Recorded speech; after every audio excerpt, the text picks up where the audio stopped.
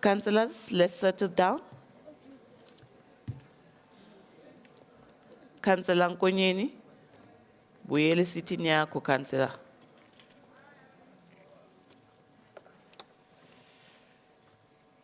(152) 152.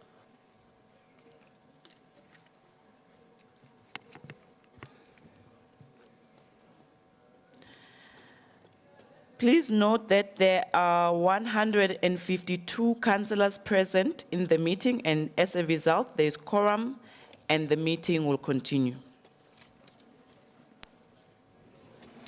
Councillors, we are now on applications for leave of absence.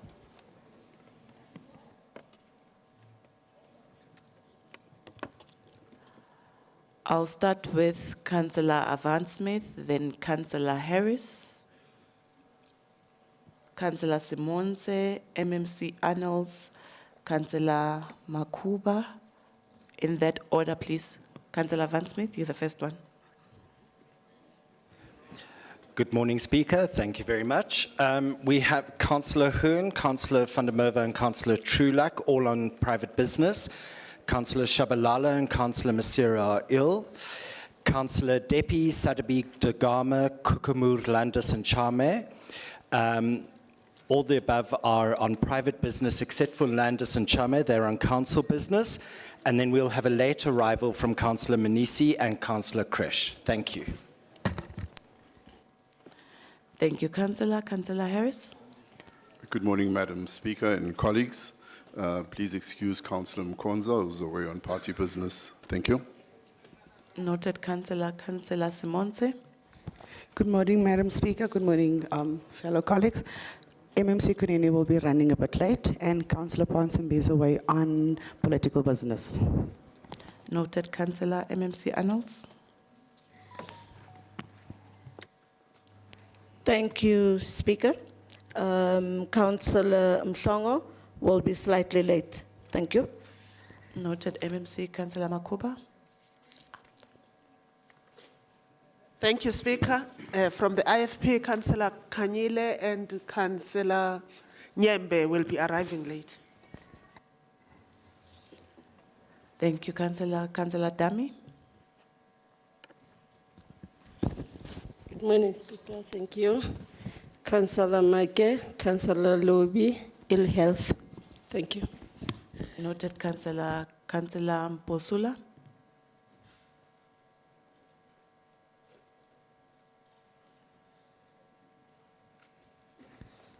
Thank you so much, Speaker. Councillor Elmari, Councillor Marcel, Councillor Delano, Councillor Esme, late arrival, Councillor Nicole Johnson, ill health, Councillor Zahid, ill health, Councillor Sarah Whistler, party business, Councillor Muipone Rakosa, family bereavement, Councillor Eselo Mabelebele, party business, Councillor Joyce Ntombela, will be leaving at 4, provided that we are not done with the business of the day. Councillor Mandla Nyakela, Luanda Bini, Edwin Sidi, late arrival. Thank you, Speaker. Noted, Councillor. Chief Whip of the EFF. Greetings, Speaker. Thank you. From the EFF, apologies. We've got Councillor Ramatsubane, ill health, Councillor Nenemba, ill health, Councillor Ngwenya, ill health, Ndwele, ill health, Councillor Mulife, also ill health, Councillor Baloi, family commitment, Councillor Telekwa, family bereavement. MMC Mqini will request to leave at 12 o'clock, and myself at 1:30. Thank you. Noted, Councillor. Councillor Dami, do you still want to come in? Yes, Speaker. It's Councillor Mutupi, ill health, and Councillor Mpolelelo Mazibuku, ill health. Noted, Councillor. Councillor Cook? Councillor Dami, please switch off your mic. Thank you, Madam Speaker. Just to note that if we aren't done by 5 p.m., I will need to be dismissed due to private business. Noted, Councillor Cook. I don't see any other hands. Councillors, are there apologies noted? Thank you, councillors. We are now proceeding to the debate on the State of the City address by the political parties. The first speaker is from the UDM, Councillor Zigebe. Councillor Zigebe, you have 6 minutes. Speaker, may you please allow me time to set up my devices. They've betrayed me. Can you call me again? Okay, let me call the second speaker, then I'll come back to you afterwards. Thank you, Speaker. I'm betrayed by technology. Councillor Zigebe. I'll move over to ATM, Councillor Magwenchu. I hope you are ready. You have 6 minutes, Councillor. Greetings, Speaker. Greetings to the Executive Mayor. Greetings to the Chief Whip. Greetings to all the councillors in the House. Madam Speaker, as the ATM, we want to see a functioning Johannesburg. We want to see a habitable Johannesburg. We want to see a safe Johannesburg. We want to see a Johannesburg that is a better place in the world. We want to see an economically thriving Johannesburg. We want to see Johannesburg as a place of opportunities. I stand here, Madam Speaker, representing the ATM on behalf of the people of Johannesburg who voted for us in 2021. And I agree with the diagnosis of the Executive Mayor, Councillor Tata Morero, that the city of Johannesburg is going through a difficult time. As much as I'm tempted to present my political analysis of the soccer, I choose to resist the temptation and give you what the people are saying. But I want to appeal to the Executive Mayor to tread carefully on the rotation issue of senior managers, as there are laws governing the labor relations in this country. Libone Mosheko wrote, "Can we have a cleaner Joburg? Winter is here. Our street lights need to work. Grass cutting is a problem after these rains. JMPT visibility should be more. It's winter. We need more youth programs. Service delivery protests are led by unemployed youth. We need to get them off the streets." Lwazi Kelemba wrote, "When is he addressing the issue of illegal mining that is destroying the infrastructure? We have roads that are closed. Businesses are suffering because of that. Law enforcement is the main issue. Traffic signals are not working as they are destroyed for copper. When is he going to deal with scrapyards that receive materials from the COJ infrastructure?" Tata Zomtepele wrote, "Load reduction is affecting our area. Every week we have 10 hours of no electricity." Umfirifiri Chabalala from Ward 10, an ATM member, says potholes are a challenge, and we've been promised of a clinic till today. The clinic is not there. Ukonza Pimpele at Rizik Uti, for years Rizik has been receiving missed calls when it comes to service delivery. They see the library, they see the bus taxi rank, they see Olympic-sized swimming pool, but none of those are operational. They still walk on dusty roads from 1996. Utemba Baloyi from Early High, till today, they still have dusty streets, abanama Apollo lights, and ama trains wabo asa angolila wa clean. UNicholas Muyolwa uthi, "Apho ndihlala khona, 98% yabantu abanamaphepha mvume zokuba lapha eMzantsi. Isibhamu sidlala abantwana. Abantu babulawa ngathi zizinja eHillbrow. Kudingwa nje ukuba kuklinwe the whole Hillbrow." Ay leka noma Sibuko Nzama, ndicela executive manager kunikeza yona. I don't want to be seen as ngicela uba ndiza kunikeza yona ecaleni. Kodwa it must come to you because it's addressed to you. Umxolisi Makhubu wrote, "Honorable Councillor, please submit high drug activity in Hillbrow area. Urgent need for intervention to dismantle drug syndicates and rehabilitate affected youth. Hijacked buildings, proliferation of unsafe, illegally occupied buildings, posing safety, health, and criminal risks. filthy and neglected streets. The city is visibly dirty. A structured nightly cleaning program as done in Swane should be implemented. Unreliable basic services, frequent water and electricity outages without timely communication or resolution, collapse of infrastructure, potholes, leaking pipes, broken street lights, and deteriorating public facilities across wards, little or no support for informal trading. Street vendors are essential to the economy and need urgent, structured assistance rather than their goods being confiscated by JMPD. Regulation of the inner city economy. Many foreign nationals are using this economic sector as a front for illegal businesses. With reports of human trafficking syndicates being rife, we need urgent intervention here. There is a need for a dedicated arts and culture program for many of these young artists standing at traffic lights, dancing on crates. The city can embark on partnership with the NSA, AFDA, etc., to create some form of certification for them and place them in world-class productions such as The Lion King, etc. The above clearly indicates that the people of Johannesburg are concerned about the place they also call home. Madam Speaker, the Executive Mayor reminded us of his oath of office. It is the same oath of office which drives me as I stand here. I agree with the Mayor that the Johannesburg needs a turnaround. People of Johannesburg have waited for too long. The ever-increasing unemployment, which largely affects young people, has reached pandemic stage. We agree with the Executive Mayor that the city faces rapid dilapidation. We agree with the Mayor that every day we must listen and respond timelessly to the voices of jobmakers. All they want is electricity, water, transport, safety, and housing. I close quote. 30 seconds remaining.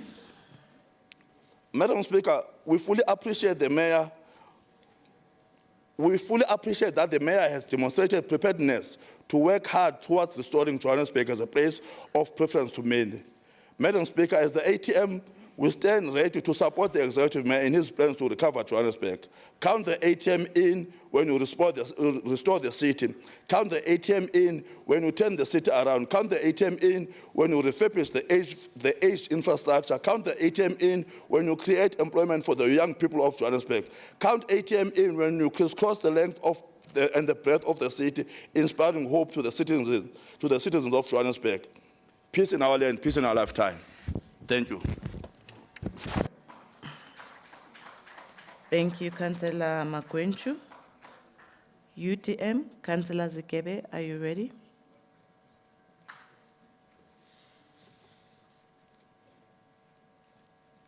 Madam Speaker, the Executive Mayor, the Executive, Section 979 chairs, councillors, residents of the city of Johannesburg. The Johannesburg we all want is not imagined in boardrooms. It is born in townships, it is born in the streets, in informal settlements, clinics, schools and homes. It is defined by lived reality and built by those who choose the difficult road of governance. The Mayor's address did not offer illusions. It called us to account on infrastructure, on safety, on housing, on youth development and governance. And it reaffirmed this government is at work. Honorable members, we face a 300 billion infrastructure backlog. Our water systems are strained, but under the MMC for Environment and Infrastructure Services, Johannesburg Water is implementing a 27 billion pipeline upgrade and reservoir development plan. Projects like Caswold and Northern Works are already transforming the experience of residents in high-pressure zones. And this work isn't happening in isolation. It is part of a broader commitment to ensuring that every resident, whether in Sandton or Slowerville, experiences the full promise of municipal government. It's a commitment to equity in delivery. On electricity, 296 million has been allocated to electrify informal settlements. This is more than a power connection. It's about safety, it's about legality, and quality of life. Substation upgrades, energy efficiency retrofits, and reduced reliance on Eskom are in motion. Your light matters. Oh, sorry. We are saying to your communities, Your light matters, and your inclusion in the grid is not a favor, it is an overdue justice.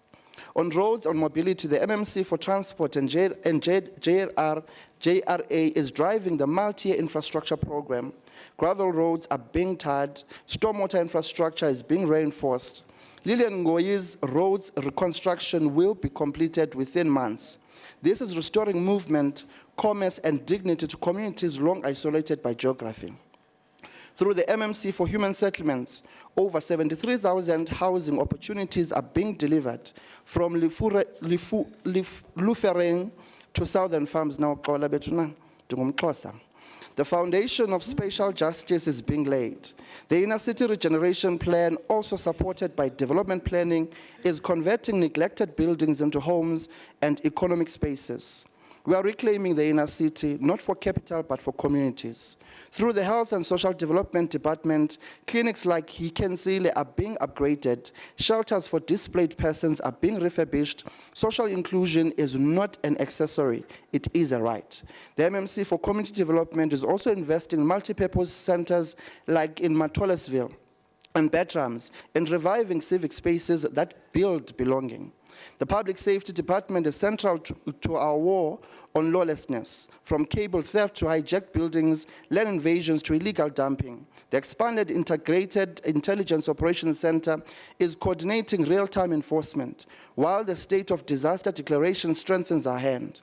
We are saying clearly the rule of law must return, and our streets must belong to law-abiding residents, not criminals. The Economic Development Department is activating over 40,000 township jobs through partnerships with Coca-Cola, the Youth Chamber, and others.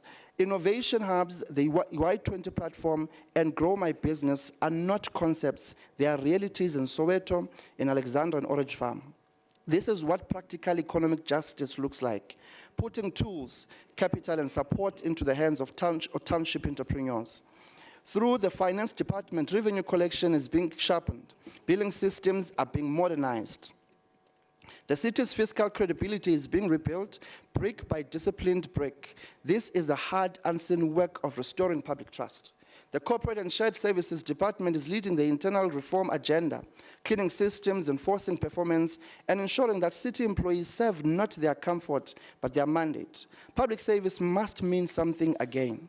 And through the Department of Economic Development and Smart City Office, we are laying the groundwork for broadband access, digital public infrastructure, and smart metering. Smart metering technology as a tool for equity and access, not elitism. Madam Speaker, this administration is equally intentional about those often excluded from the conversations. Through the Gender, Youth, and People with Disabilities, we are making it clear that Johannesburg we want is inclusive, accessible clinics, skills for youth, safe spaces for women, support for persons with disabilities. This is not charity, it is justice. Yet, while we build, others heckle. Some sit in this chamber confused, unsure whether they are opposition or government. One day they support the program of action. The next day, they perform rehearsed outraged, delusional in posture, ambiguous in purpose. They left the government of national unity when it demanded backbone and now haunt its corridors with gallery politics. But Johannesburg isn't governed from hashtags or live streams. It's governed from commitment, from clarity and courage. Madam Speaker, the 30 minutes is fine.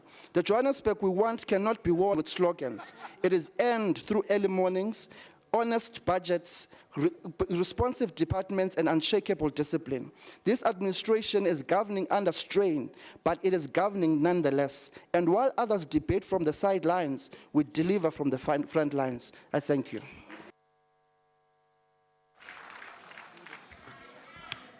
Thank you, Councillor Zekebe. Freedom Front Plus, Councillor Delange. Thank you, Madam Speaker. All protocol observed. Madam Speaker, please note, I will also translate the following into English. Afrikaans is vandag 100 jaar oud. Die taal is herken in 1925 vir die eerste keer. Al het die volk lank voor dit bestaan en deur jare se onderdrukking as gevolg van hulle taalvoorkeur. Madam Speaker, die uitvoerende burgemeester het ons gister versoek om 'n meer langmoedige debat vandag te voer, maar ongelukkig is daar donker realiteit wat ons tans in die gesig spaar. Dit is die afgelope 3 jaar asof ons teruggevoer is na Bybelse dae in Exodus met die 10 plaae. Ons het brandende geboue gehad, ons het letterlik paaie gehad wat ontplof het, ons het brûe gehad wat in mekaar getuimel het, ons het 'n hele blok in Velens gehad wat net ingesak het, en dan natuurlik het ons groot vloede gehad oor die afgelope 3 jaar, omdat die raad versuim het om behoorlike rehabilitasie op rivierbeddings en rivierbanke te doen. Translated into English, Afrikaans is 100 years old today. It was recognized for the first time in 1925, but the people existed long before that, through years of oppression because of their language preference. Madam Speaker, the Mayor urged us to do a more positive debate, but unfortunately there is stark reality staring us in the face. It almost takes me back to the days of Exodus in the Bible with the 10 plagues. We had burning buildings, we had roads literally exploding, we had bridges collapsing, we had a whole block in Velets sinking into the ground, and we had huge floods because of the city's neglect to rehabilitate their riverbeds and their banks. Back to the Mayor's speech. The Mayor mentioned the war on traffic lights and potholes and street lights. On a personal note, Madam Speaker, when I drive out of my gate in the morning, the first robot I come to hasn't been working for 2 years, or let me correct myself, it did work for 2 days after it was struck by lightning, and only God knows why that happened. Just further up the road on Deckers Road, 50% of the street lights are not working, and the side streets are riddled with potholes. The Mayor mentioned people mustn't go to bed hungry. Grants is not the solution. A positive economic climate and job creation is the solution in the city. He mentioned the history of Joburg. It's all good and well, and the history of the mayors, but that's not going to solve our current problems in the city. Further, he spoke about water and electricity infrastructure, the backlogs. This will only be turned around when the city starts investing their own money into these projects. Currently, it's only capital loans and corporates that is providing the money. The Freedom Fund did provide you the solution 2 weeks ago. We had a meeting with the Mayor and the MMC. Then if we come to the inner city revitalization projects, it will fail for 2 reasons, crime and grime. What kind of property investor would actually invest in the city if it is dirty and crime-ridden? Electricity rollout in more areas. It might be a good idea, but will these residents be able to pay for these services, or will we only enable them in the culture of non-payment? Further to this, it doesn't make financial sense, Madam Speaker, to only upgrade certain precincts, while other wider infrastructure is dilapidated and crumbling in taxpayers' wards. Madam Speaker, in Region C, where I and even the Mayor resides, we are fortunate enough to have one of the highest collection rates. Taxpayers in Regions A, B, and C should be rewarded for carrying the city financially. 20% of their taxes should be ring-fenced to maintain their road, water, and electricity infrastructure. Madam Speaker, the Mayor mentioned a turnaround strategy. It was emailed, I don't know what it's about. He spoke about a COJ bomb squad. Hopefully the following is in that plan. Collect outstanding debts. Cut the services or break the culture of non-payment. Revamp the supply chain process. Madam Speaker, curb, arrest, and jail water and electricity vandals and thieves. Stop with the new and rather focus on maintaining the old as inherited. Use the city's own capital to invest in their capital projects. In closing, Madam Speaker, the Mayor mentioned a rotation of finance, 6 months later become the MMC of social housing. How can the MMC social development? It doesn't make, it's not good business practice. It doesn't make sense. What about the institution? Further, Madam Speaker, we cannot stumble from crisis to crisis and beg, borrow, and let me use another word, Councillors, please. Thank you, and plea to survive. In closing, popular, not politically aligned decisions to save our city. I thank you.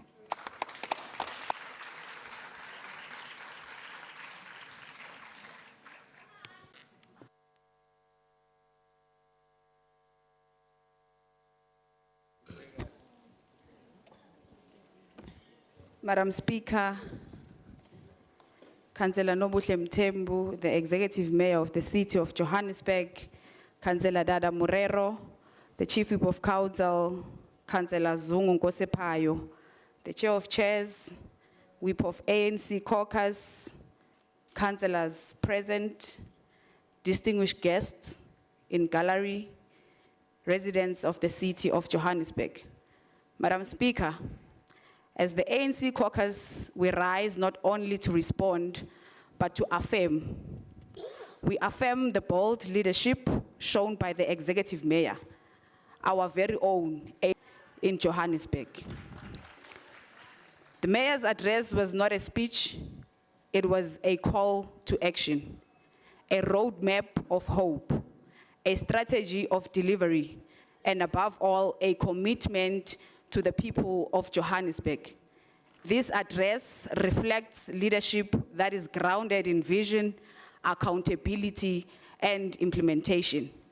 Madam Speaker, allow us to pay a special tribute to the high-impact service delivery program, a flagship initiative that is beginning to restore faith in local government and redefine how service delivery is experienced on the ground.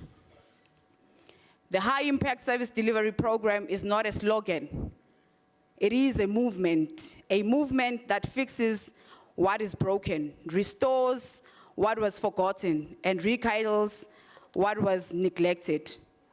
Let it become the new DNA of Johannesburg that works of delivery. Demonstrates what is possible when government works with agency and purpose. We commend the Executive Mayor for ensuring that this program is but rooted in visible, measurable action. Madam Speaker, what we witnessed from the opposition is not just political mischief, it is an assault on service delivery. In a targeted move, they went to court to get assistance to withdraw the protectors assigned to our MMCs. Fully aware that these officials are at the coalface of high-impact service delivery, revenue collection, and daily engagement with our communities. This was not an act of fiscal prudence, it was a deliberate attempt to slow down the momentum of a responsive and action-driven leadership. But true to the spirit of the movement, we did not retreat. We continued to serve on the ground in our communities using our own resources. And when they saw that we refused to be discouraged, we started moving through the city with our own personal arrangements, committed to the people, no matter the personal risks. They panicked. Now they turn to the baseless, frivolous motion of no confidence, cowards dressed in the robes of accountability. isiZulu City Executive Mayor zikhonkotha ehambayo. Uyibambe ngohlelo Executive Mayor, qhubeka njalo. Madam Speaker, our people don't feel progress through spreadsheets. They feel it through working street lights, running water, clean pavements, and safe walkways. We say to the residents of Deep Slot, Ivory Park, Orange Farm, Alexander, and Soweto, help is not on the way. Help has arrived. We are not dreaming of a better Johannesburg. We are building it brick by brick, street by street, and service by service.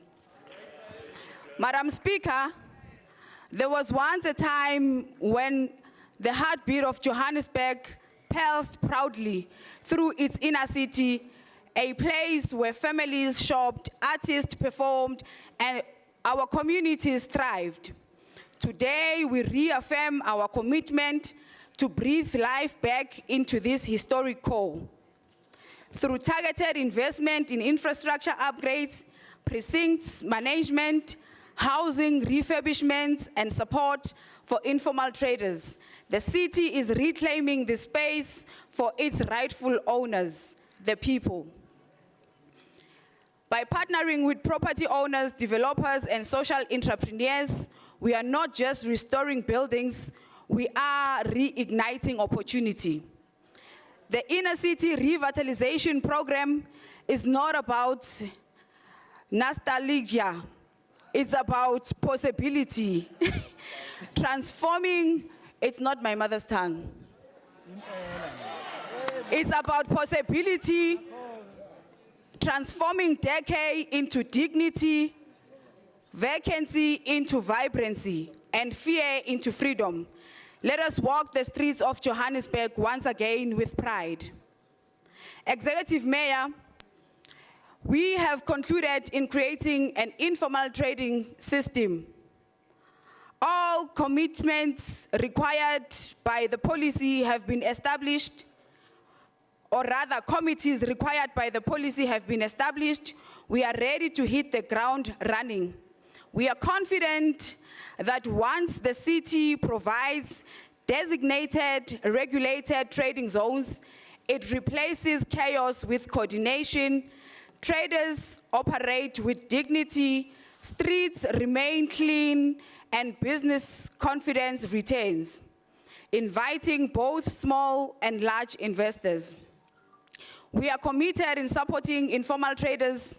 By doing so, the city is unlocking economic opportunities for the unemployed and underemployed. This is not just survival, it's enterprise at the grassroots, creating jobs and feeding families in real time. Madam Speaker, when we speak of revitalizing the inner city, we must speak boldly about empowering informal trading places like Kwamaimai, which are more than just markets. They are a living museum of our culture, resilience, and entrepreneurial spirit. Tourists don't come to Johannesburg for malls alone. They come to feel our rhythm, taste our food, and meet our people.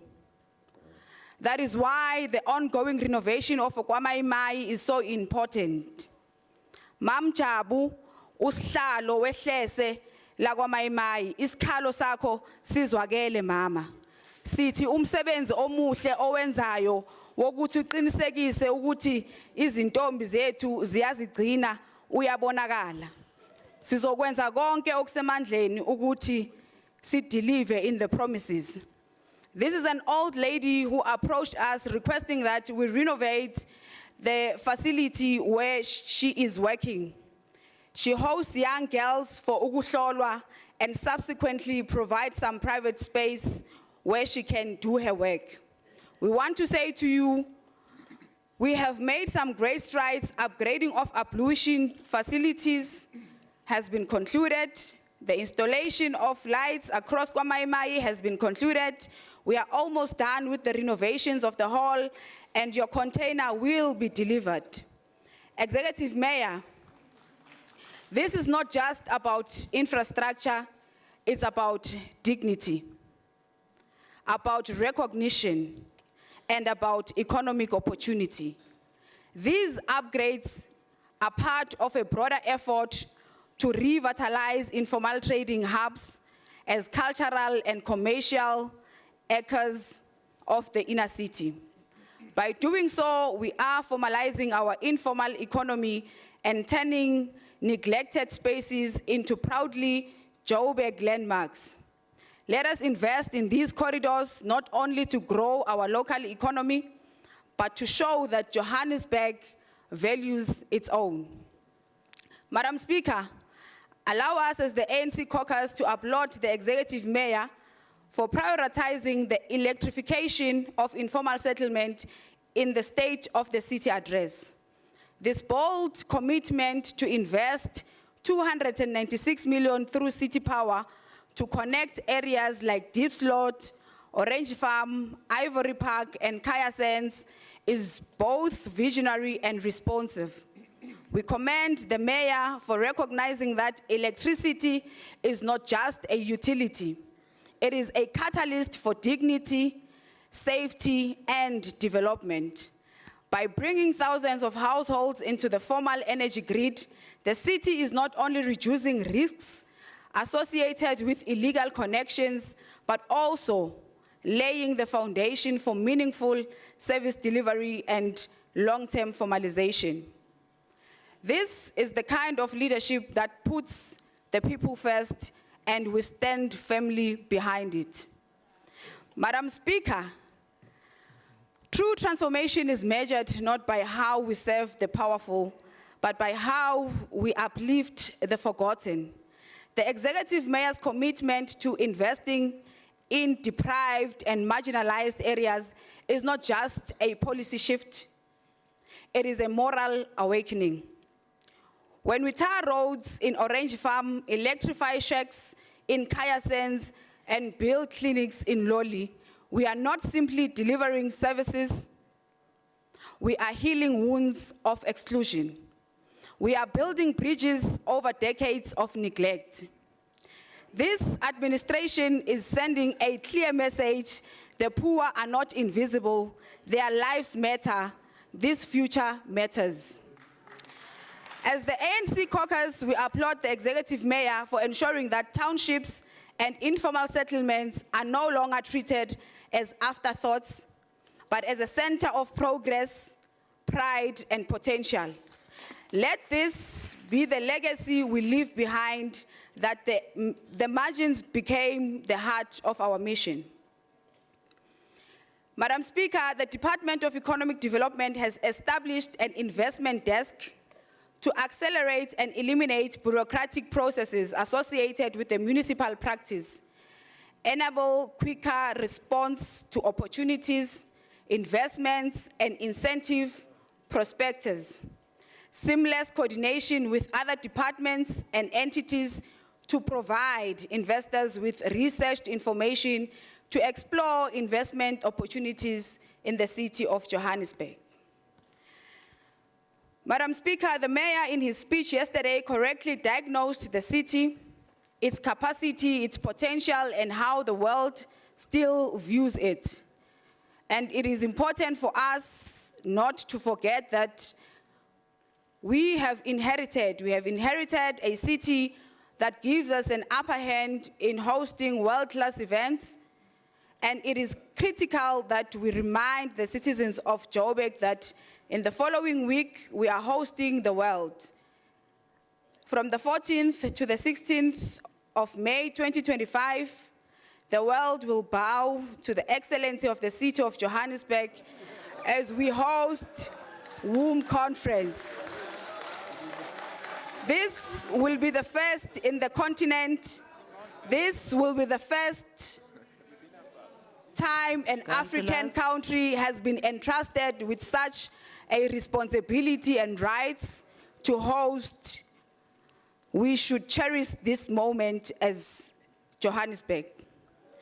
The event gives us an opportunity to bolster our local economy, create jobs, empower SMMEs, and display our rich, diverse culture to the world again, and remind the world of the character we have and dispel many myths sent around about our country and the city.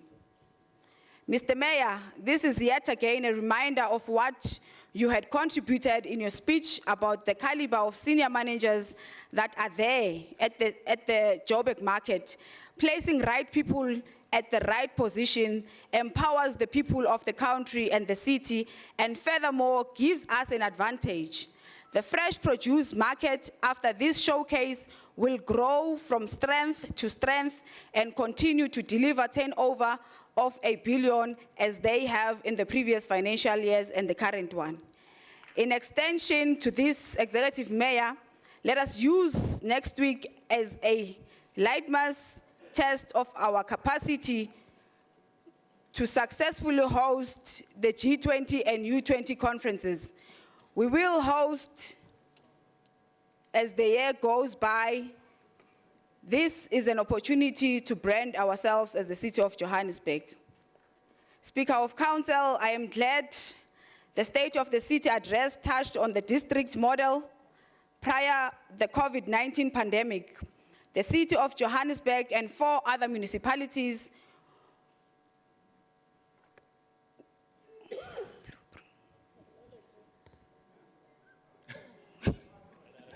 30 seconds remaining. Councillors, please. Can continue, MMC.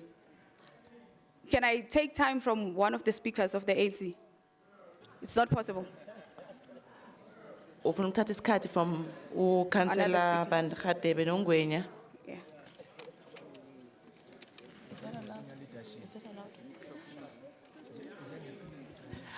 They must agree, MMC. Councillor Ngwenya? Councillor Khatebe? Okay. MMC will add 2 minutes. Ke.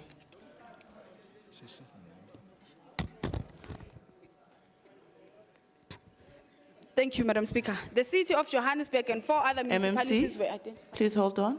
Councillor, I can't see your name from the back. Councillor Peterson. Councillor Peterson. Madam Speaker, thank you for recognizing me. Point of order.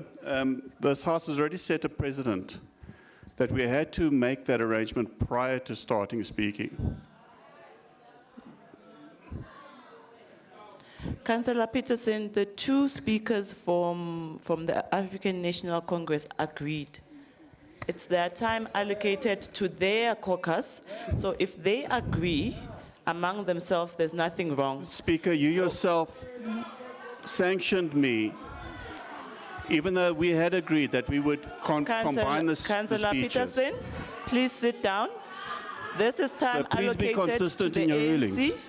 If the ANC agrees to divide that time among themselves, it's their time. So let's give them that privilege. MMC Mnisi will Thank you, add Madam 2 Speaker. minutes. Thank you, Madam Councillors Speaker. will add 2 minutes as agreed. We'll take a minute from Councillor Ngwenya and another minute from Councillor Khatebe and add it to your speech. Thank you, Madam Speaker. When the executive mayor speaks of southern farms, he speaks not just of hectares and housing. He speaks of hope rooted in the soil of justice. This is more than just a mega project. It is a monument to inclusion. For decades, the South has carried the weight of underdevelopment, but today, through this bold investment, we are flipping the script. The Southern Farms mega project is a beacon of spatial redress, bringing infrastructure, jobs, and dignity where there was once neglect. It answers the cries of the people who've waited for too long for their fair share of the city's promises. Those who have never experienced living in a 3-room house with 10 family members and kitchen at night is turned to a bedroom will never have an appreciation of how this development will touch the lives of our people.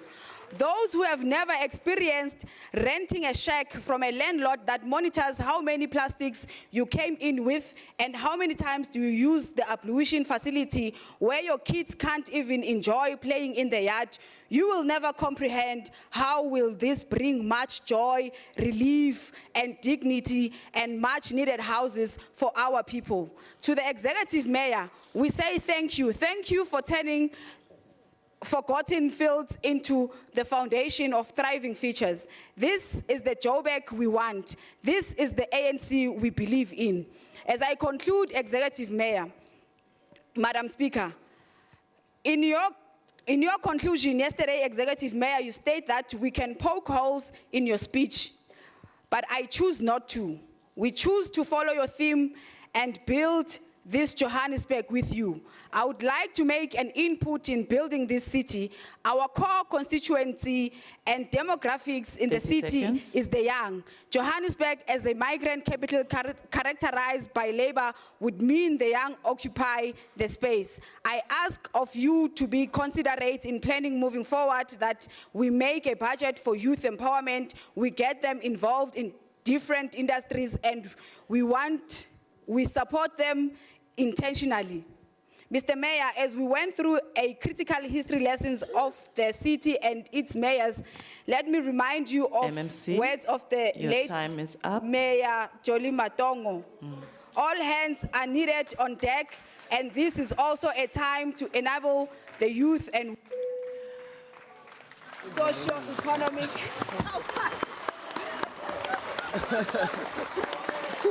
Thank you.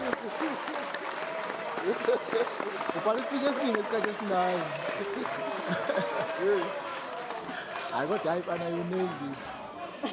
I nailed it. Siyabonga MMC Nisi.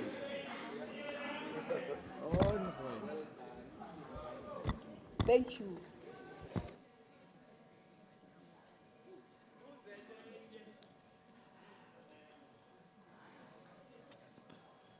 Are you sure? IEC, MMC Arnolds. It's AIC, African Independent Congress, not IEC, Madam Speaker. Good morning to you, Madam Speaker. Good morning to the Executive Mayor, fellow councillors, all MMCs present, the REC of the AIC in the gallery, and also to the Secretary General of the AIC, Councillor Mhlongo. Madam Speaker, I rise today on behalf of the African Independent Congress in support of the 2025 State of the City Address as delivered by the Executive Mayor, Councillor Dada Morere. This address was a clear, confident articulation of where our city stands, where it is going, and how we plan to get there. It showed what responsible people-centered leadership looks like. The State of the City Address was not a celebration of government. It was a call to action for society. It was not filled with promises. It was filled with progress, budgets, and plan around in motion. It reflected the heartbeat of a city recovering its rhythm. It reflected a government of local unity, of which the AIC is part of, that is stabilizing governance, restoring dignity, and recommitting to service delivery. And yes, we should reflect with pride on real tangible milestones, like the Lufureng mixed-use development. This is not a press release, opposition. It is a massive, funded, multi-phase development bringing over 30,000 housing units with bulk infrastructure. We also want to say, as the people of El Dorado Park, thank you for the issue of dealing with the Goud Copies landfills. It is something that needs to be dealt with. And also the Southern Farms development brings hope to the people of El Dorado Park. The Lufureng project, this is a project near Protea Glen, is what spatial justice in action look like, delivered through intergovernmental cooperation and a political will to reverse apartheid spatial planning. This is what transformation looks like, not in theory, but in brick, mortar, and dignity. Similarly, I welcome the 296 million allocated to electrifying informal settlements, reaching communities that have been in the dark, not only literally, but figuratively, for too long. But there is another story that must be told, a story of rescue, renewal, and revival. I speak of the bold and long overdue project to revitalize the inner city. Johannesburg's urban core is not just the geographical center of the metro, it is the historical soul of our city. It is where economies were born, cultures collided, and identities were shaped. And for long it has been left to rot. Now under the GLU-led administration, this ends. The inner city is no longer a cautionary tale. It is becoming a blueprint for inclusive urban renewal. We are now just repairing what was broken. We are transcending what has been called urbicide. The deliberate neglect of the urban poor. We are building a mixed income, multifunctional, proudly African inner city. A city rebuilding from the inside out. A city governed not by egos, but by a government of local unity committed to outcomes over optics. And let me turn now to what is perhaps the backbone of a sustainable governance revenue collection. We cannot build, light, clean, or protect what we cannot afford to maintain. And that is why I fully support, or the AIC fully supports, the executive mayor's assertion that the city must collect a minimum of 200 million per day to improve its fiscal position. This is not a thumb-sucking figure. It is a non-negotiable threshold for financial stability, for budgeting with certainty, and for protecting service delivery across all regions in our metro. To achieve this, the city has launched targeted and people-centered interventions, open days, which is not attended by councillors, revenue collection drives, and enhanced customer engagement efforts, and I'm talking about ward councillors. These are not about sending threats or turning off taps. They are about rebuilding the relationship between the city and its residents. Madam Speaker, I must address the elephant in this chamber. Just hours before the executive mayor was due to deliver this address, the Democratic Alliance submitted a motion of no confidence, not only in the mayor, but also in you, Madam Speaker. Let's be frank, this is not an act of accountability, but a desperate attempt to steal the spotlight and derail a moment of progress. Madam Speaker, I wish to thank the executive mayor for his steady leadership, his emphasis on infrastructure-led development, and his refusal to be drawn into petty politicking. His address reminded us that this city is not beyond repair.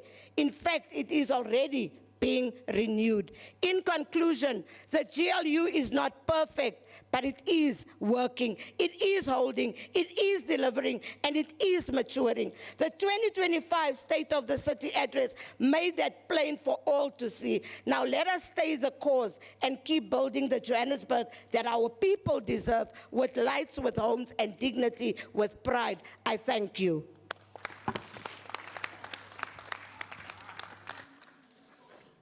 Thank you, MMC Annals from the AIC. We'll move over to Speaker. Councillor Zikebe. Sorry to disturb your flow. Your network is not working, and our own networks that we came with are not working either. My worry is that there are people outside who are not sure whether they're connected or not onto this important debate. May you please check with your technology. I thought I was betrayed by my own gadgets, but now I see that it's the network here that betrayed me. Thank you. Councillor Zikebe, are you talking about the network to connect to the internet or the live stream? Both. Because we are watching the live stream, we've also switched it on to check. Then please fix our Joburg Wi-Fi then. Or the Wi-Fi. Because we can't get any network on our own. Okay. All right. We'll address this with IT. Thank you, Councillor Zikebe. Councillor Sifumba, I remember you spoke about this the last time. UIM, Councillor Abdul.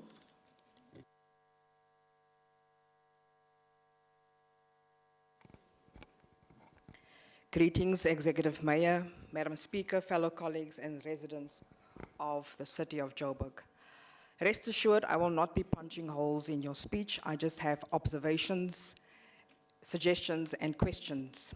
graag wil ek ook noem dat ek as mede-Suid-Afrikaner en Afrikaans sprekende ook die 100 bestaanjaar vier en laat dit altyd onthou word dat die brein Suid-Afrikaner deel uitmaak van die taal en dat Afrikaans die derde mees gesproke taal in Suid-Afrika is en dat dit die breinbevolking is wat dit die meeste spreek. What I said is that we also celebrate the 100-year existence of Afrikaans.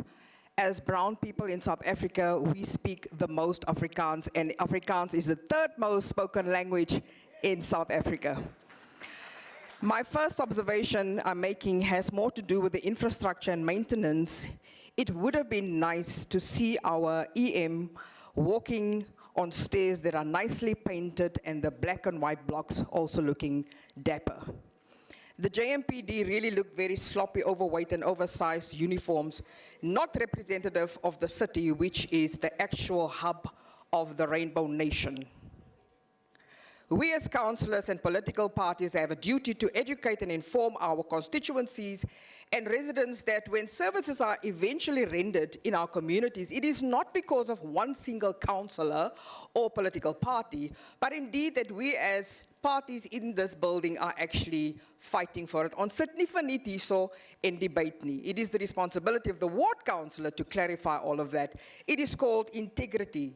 As long as we continue with party politics, our residents will remain ignorant, critical, and non-cooperative. Let's be cautious of abusing social media, posing for events and services rendered as if we are the ones that executes them. It is called cheap politicking. At least acknowledge the entities responsible. The ITP meetings and CBP meetings, which are regurgitating equals to UIFWE, will not be so dramatic and abusive if we as ward councillors and PR councillors can just do our jobs, which is service delivery.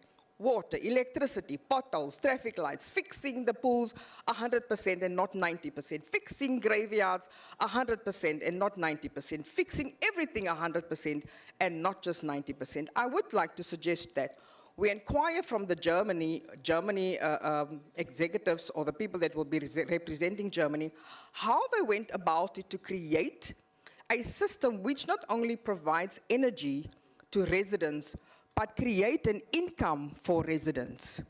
My question is the following. The rotation of MMCs and senior managers are really a concern for me. How will this be executed? What is the reasoning behind it? There will be no continuity, no accountability, and good opportunity for more UIFWEs. If an MMC is not doing their job, they need to be removed and replaced. However, there needs to be a good monitoring tool that has to be used. 83,000 mixed housing in Midrand, I would just like to know when and where the city does not have the funds for service delivery. 40 to 50,000 jobs, when, what types of jobs? The city does not have proper service delivery funds. How are we going to execute that? What I missed is the regulating of recyclers. They keep the city clean, yet they are being disrespected, ostracized, and sometimes abused. The city needs to keep them, they need to keep the city clean, but right now they are seen as a nuisance. Please note, they are not necessarily poor. They are in the recycling industry, and it needs to be regulated.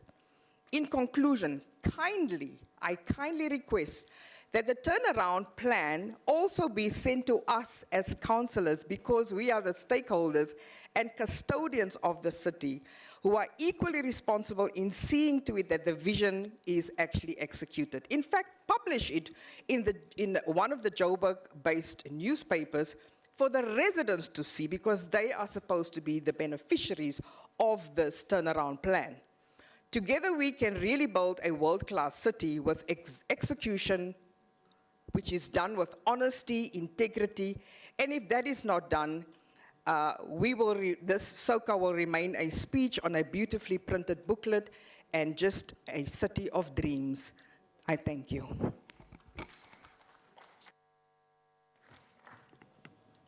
Thank you, Councillor Abdul. IFP, MMC Mabaso.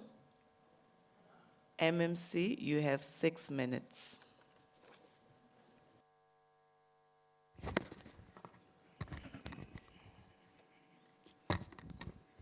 Angibingelele speaker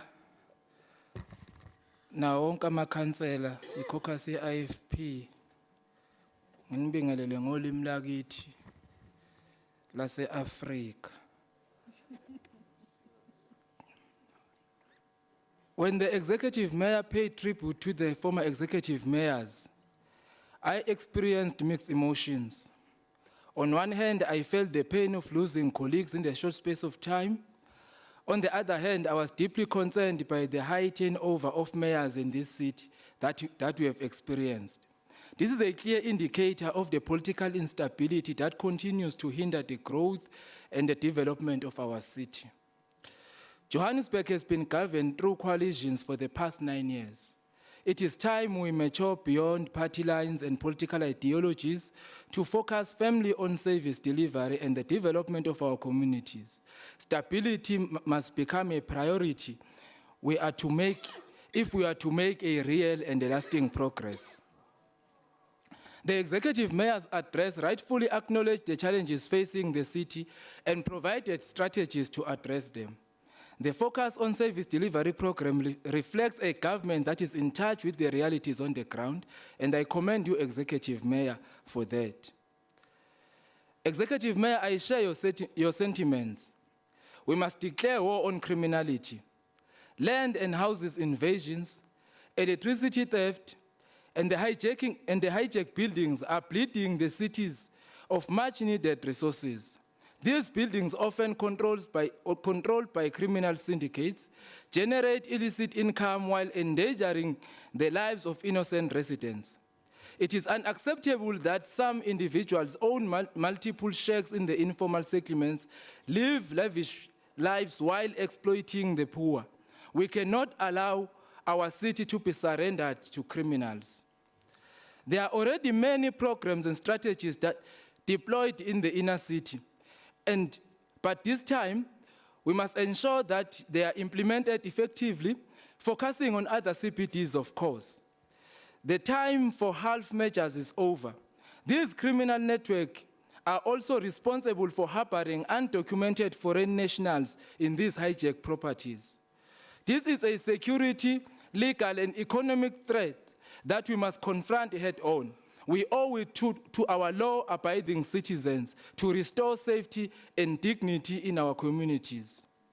Let's reclaim our industrial zone and create an environment that welcomes business investment. Johannesburg is an economic hub, and we must use this to drive employment and revive the economy. We also welcome your efforts, Executive Mayor, in writing to the President for an additional support. Johannesburg infrastructure has been decaying for many years, and we acknowledge that the city's current resources are not enough to resolve all these challenges. On our revenue collection, we must be more robust and tighten all the loopholes. The revenue base is there. We need the political will to enforce our strategies effectively. Our capital investment should actually exceed 10 billion to make meaningful impact on the development of our communities. We welcome the announcement of new mega developments in the city of Johannesburg, which will complement the existing projects. Collectively, these developments have the potential to yield more than 200,000 housing opportunities. And this is a significant step in addressing the housing backlog in our city. The Department of Human Settlements will continue to champion the formalization and the upgrading of informal settlements, the redevelopment of hostels, and the implementation of the low-cost social and affordable housing. Proclamation of all townships for the rolling out of the title deeds, which will give residents security of tenure and a sense of ownership and pride, will be prioritized. In conclusion, the State of the City address gave a roadmap. What remains is the political commitment to implement. Let's all unite, rise above political games, and serve the people of Johannesburg with dignity, pride, and focus, and with a sense of agency. On behalf of the Executive Mayor, I extend our well wishes to the Kaizer Chiefs as they travel to Durban for the Nedbank Cup final. Thank you very much.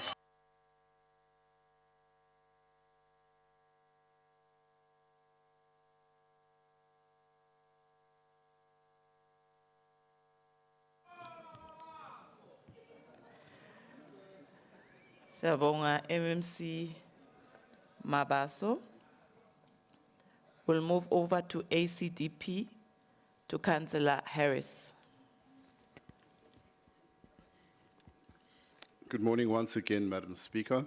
Good morning, Executive Mayor, MMCs, Chief Whip, Chair of Chairs, Chairpersons, Councillors, residents. I'm rising to respond to the State of the City address as delivered yesterday.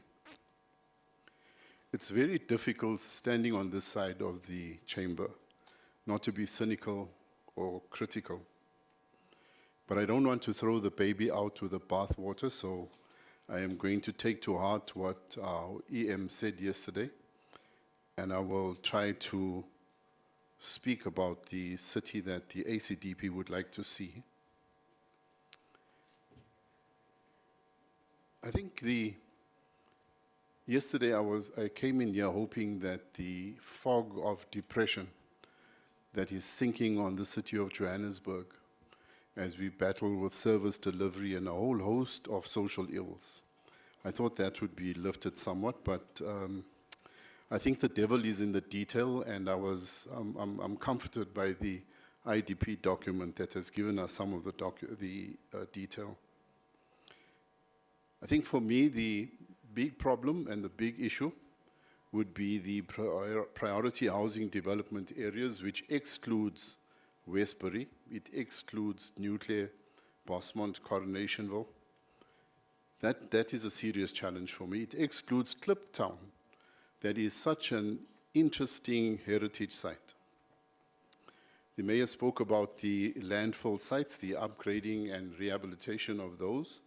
For me, proper cutting-edge waste-to-energy initiatives should be part of the city's waste management program. He spoke about the integrated intelligence ops centers. These have to be leveraged to fight crime if we are really serious about doing away with the serious crime that is besetting our centers, our suburbs. These ops centers must be integrated with the South African police services as well, so that IGR process is critical if we are going to be have any impact on crime. The mayor alluded to industrial parks and business centers, which are critical for the addressing of the massive unemployment amongst the youth especially, and I trust these centers will come out into the formally colored areas as well.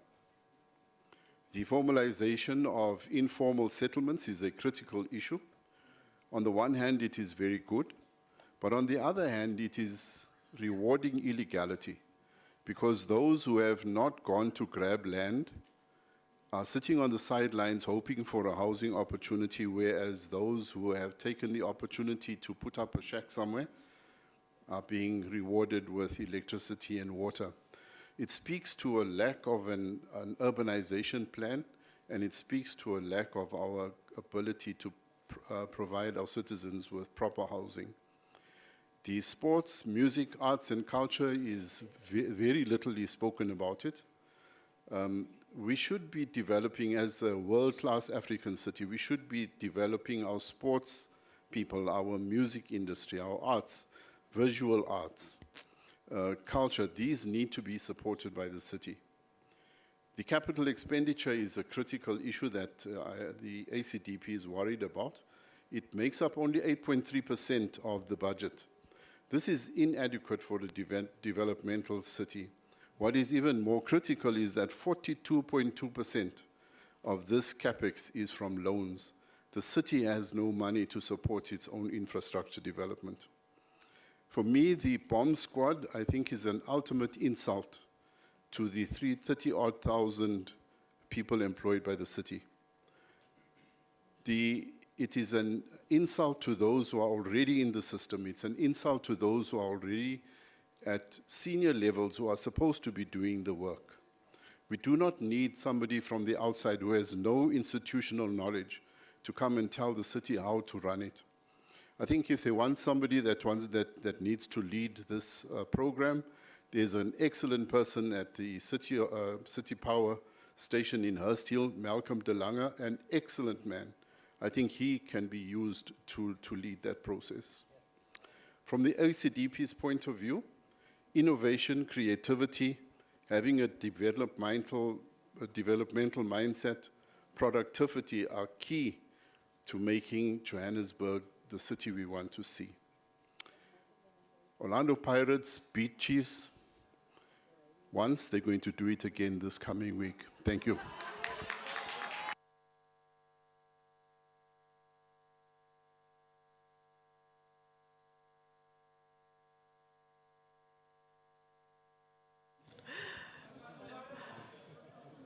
Thank you, Councillor Harris. Councillors, I've got a lost and found here. If you've lost some items, sunglasses, a little bag, and a cable, please come to us. We found this in the chamber this morning.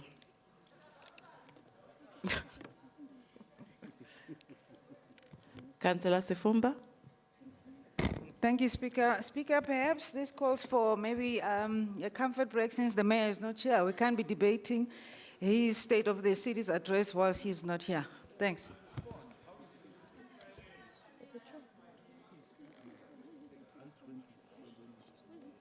Where's the mayor?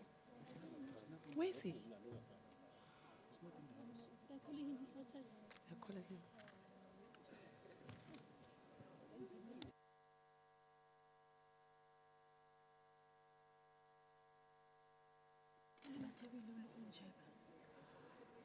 Okay, councillors, let's take a 7-minute comfort break while we go and call the mayor back. It's 11:33. Please, let's be back at 11:40.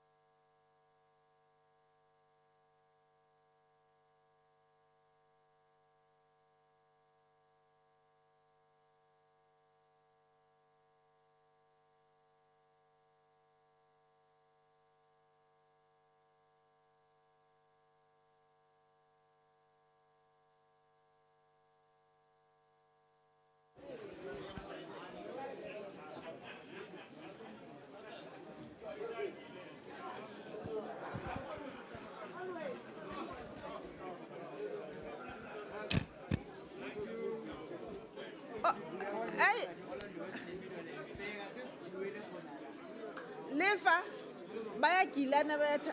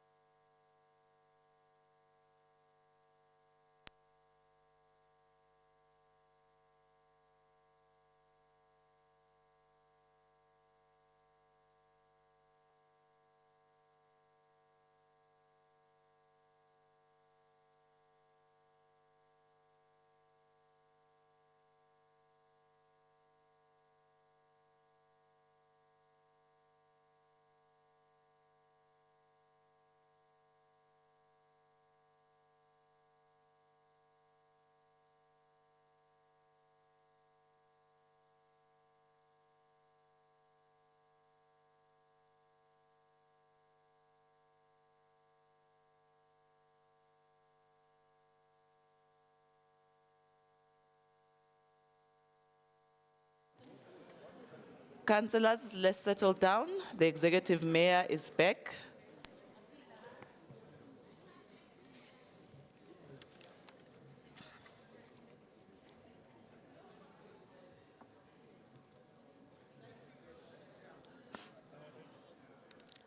Aibu, Councillor Nkunyini.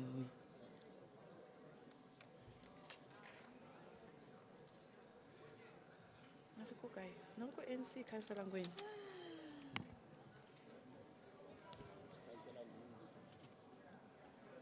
Councillor Nguse Sihle.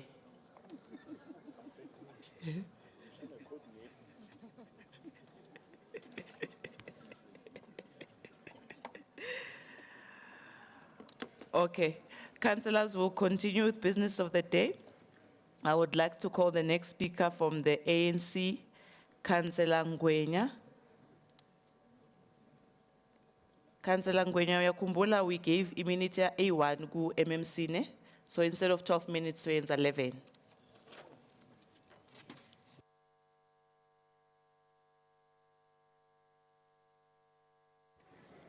Madam Speaker, Councillor Nobuhle Mthembu, Chief Whip of Council, Councillor Zungu, members of the Mayoral Committee, Chair of Chairs, Councillor Marema, all Section 79 committee chairs, councillors of the City of Johannesburg, distinguished guests, and the residents of Johannesburg.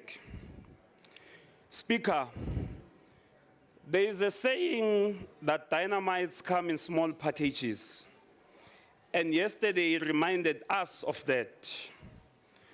Allow me the honor of greeting the Executive Mayor, Councillor Sello Isaac Morero, our very own dynamite, though he might not come in the tallest package, but his impact, leadership, and presence are undeniably powerful. His stature may be modest, but his achievements, vision, and commitment to service are larger than life. Speaker, let me echo the sentiments by the Executive Mayor by applauding Orlando Pirates for their win in the past weekend. Speaker, let me further warn those like Councillor Mabaso who are expecting a loss this weekend to wake up and face reality. Just like the City of Johannesburg, Pirates will win again and again. Speaker, as we reflect on the Mayor's bold and visionary State of the City address, I stand in unwavering support of the outlined intervention. This is not just a speech. It is a declaration of intent, a roadmap of transformation, and a call to action for every resident, councillor, and stakeholder in Johannesburg. Below, I unpack the key pillars and explain why they must be embraced with agency and commitment. Madam Speaker, allow me to deliver my speech in point form, as I believe this will be clear, direct, and focused. I choose this approach because, unfortunately, many seated across this chamber came not to contribute constructively, but to criticize without offering viable alternatives. The aim is not to build, but to block. We are at a critical moment in the development of this city. The Executive Mayor has laid a vision grounded in real, tangible progress, not empty rhetoric. Mr. Mayor, we hope the opposition will put the residents of Johannesburg first and support the plan as outlined in your speech. So allow me to present the 12 key focus areas highlighted by the mayor, areas that will truly move this city forward.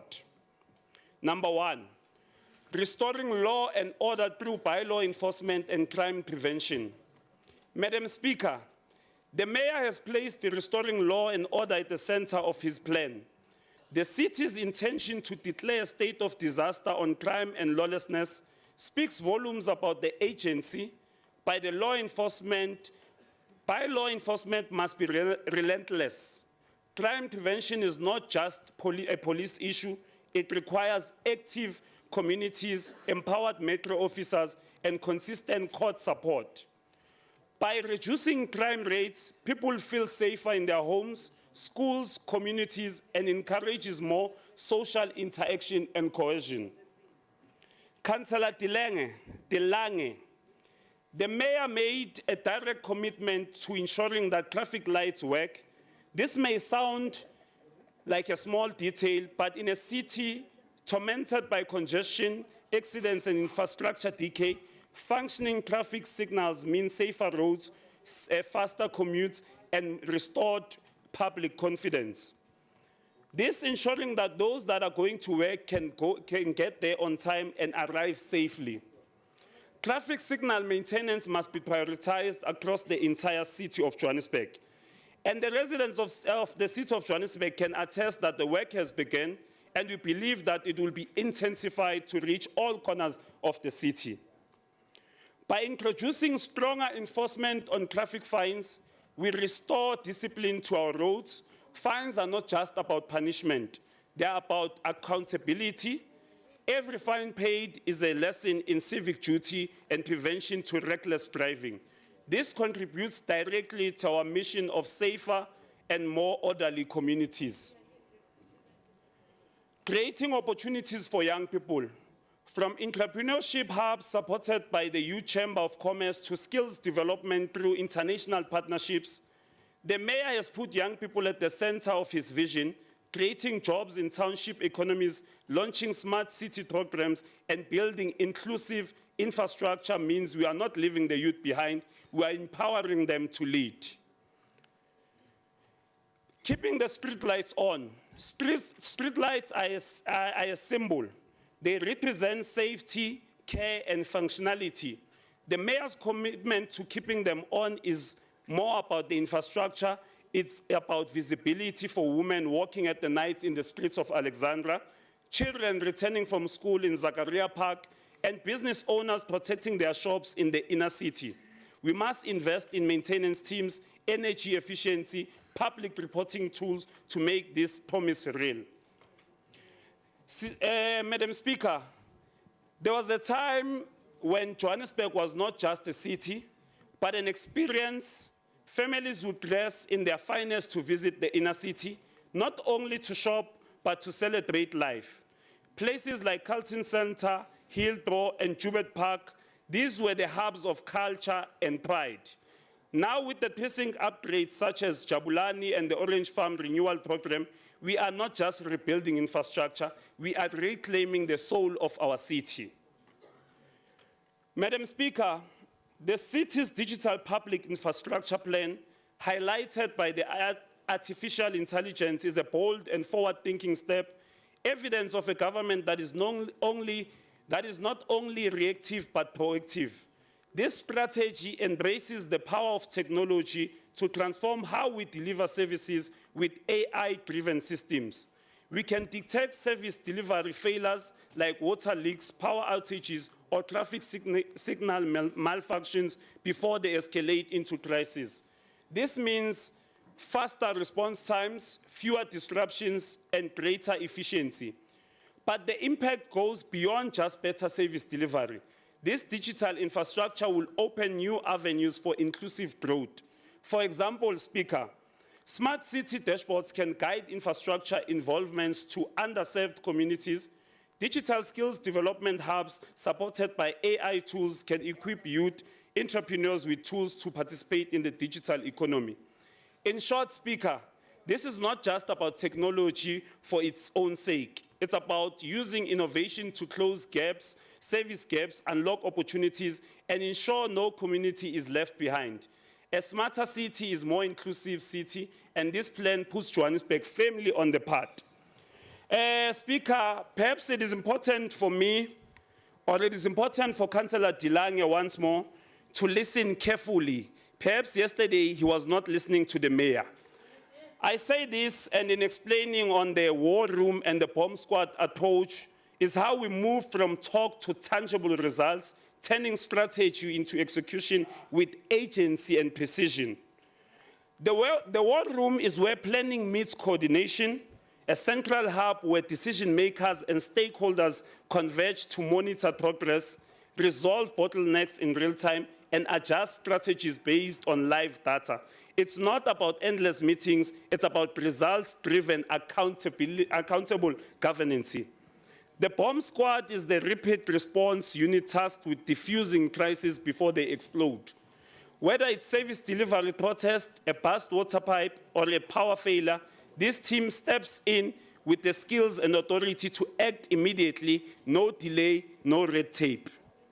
Speaker, let me further take this opportunity or this moment to commend the Executive Mayor for his honesty and courage in confronting the harsh financial realities facing our city.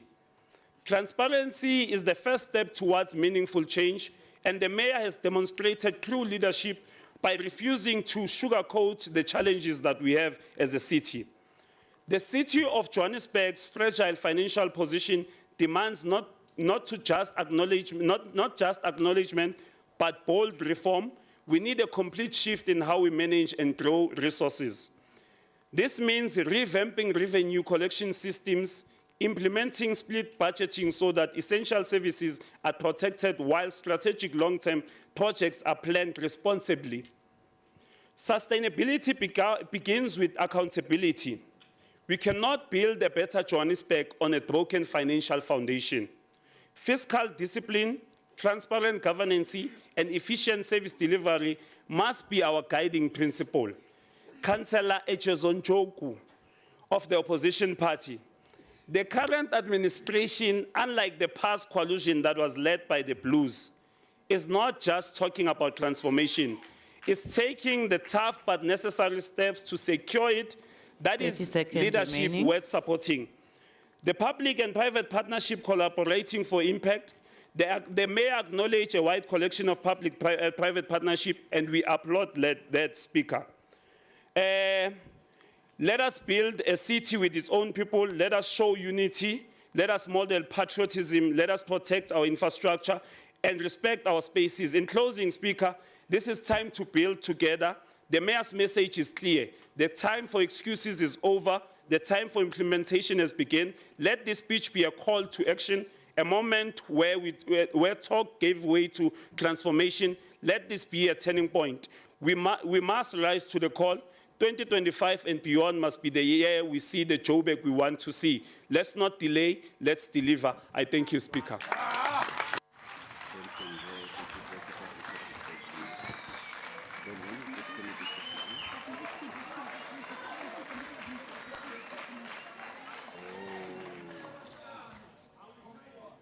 Then who's holding it up? Who's holding up the process of it?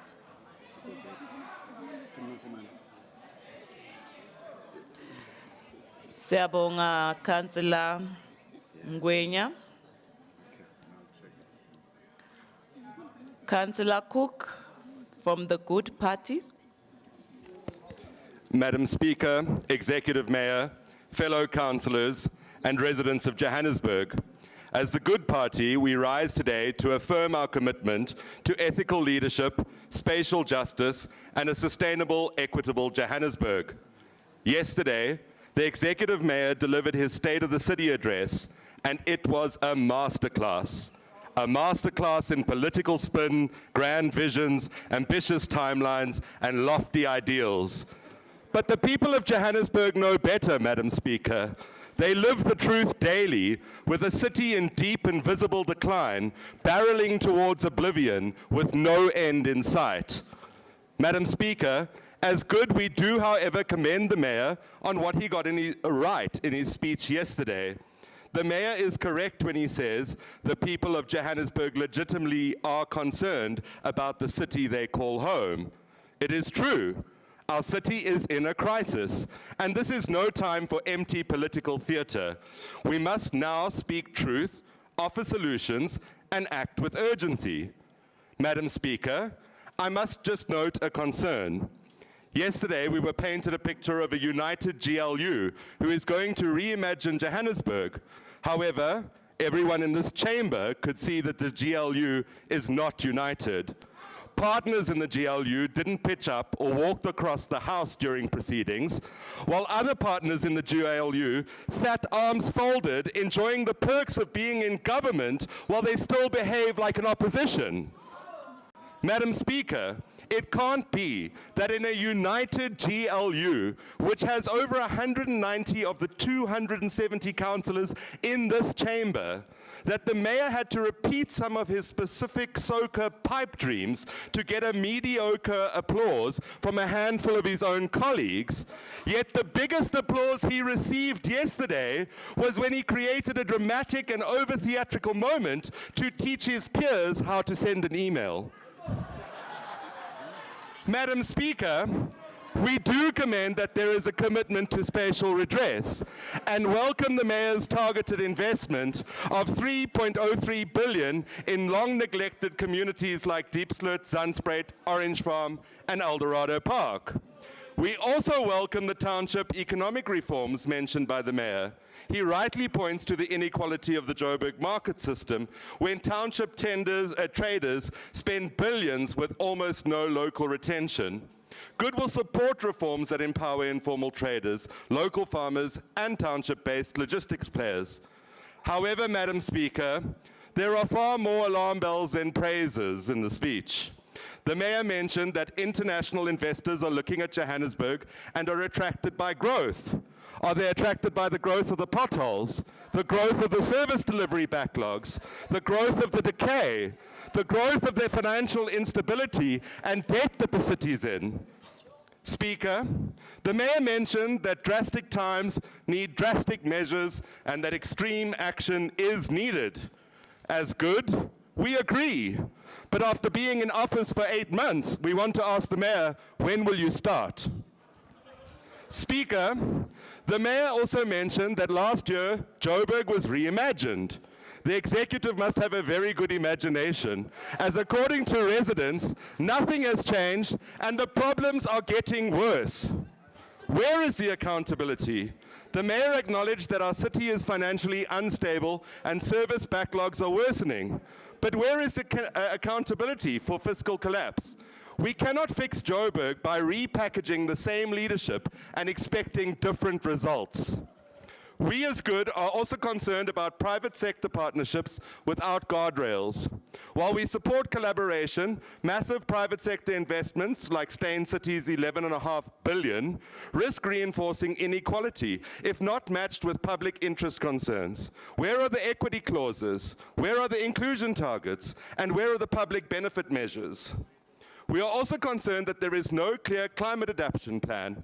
Johannesburg is not immune to climate shocks.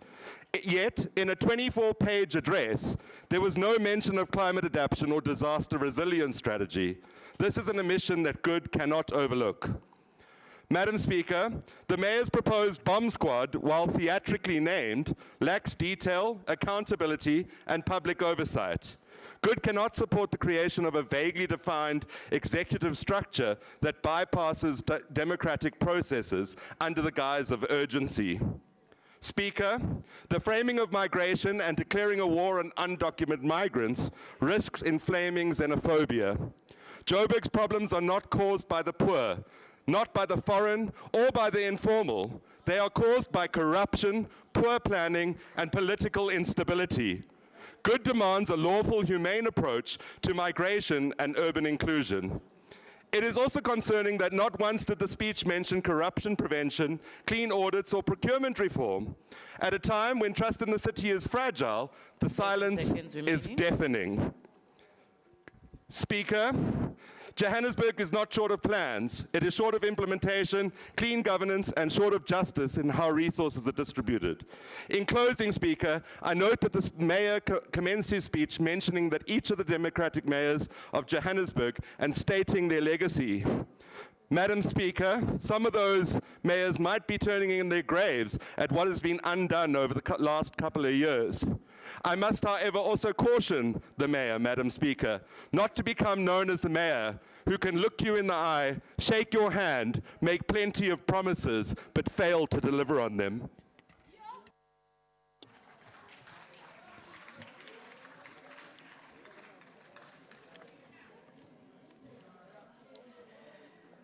Thank you, Councillor. We'll move over. Councillors, let's settle down. We are still in the middle of our debate. MMC Kunene from the PA.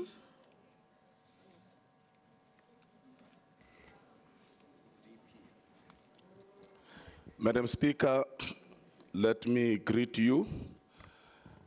Let me also recognize the Executive Mayor, the Chief Whip of Council, MMCs, the Chief Whip of the fastest growing political party, the Patriotic Alliance, and the 9 councillors of PA. Madam Speaker, let me send greetings to the residents of Johannesburg. Yes, we are 10. I'm saying 9 because I'm the 10th. I'm not confused. Madam Speaker, let me also greet the residents of Johannesburg who have voted for us to represent them properly, and they applied. Madam Speaker,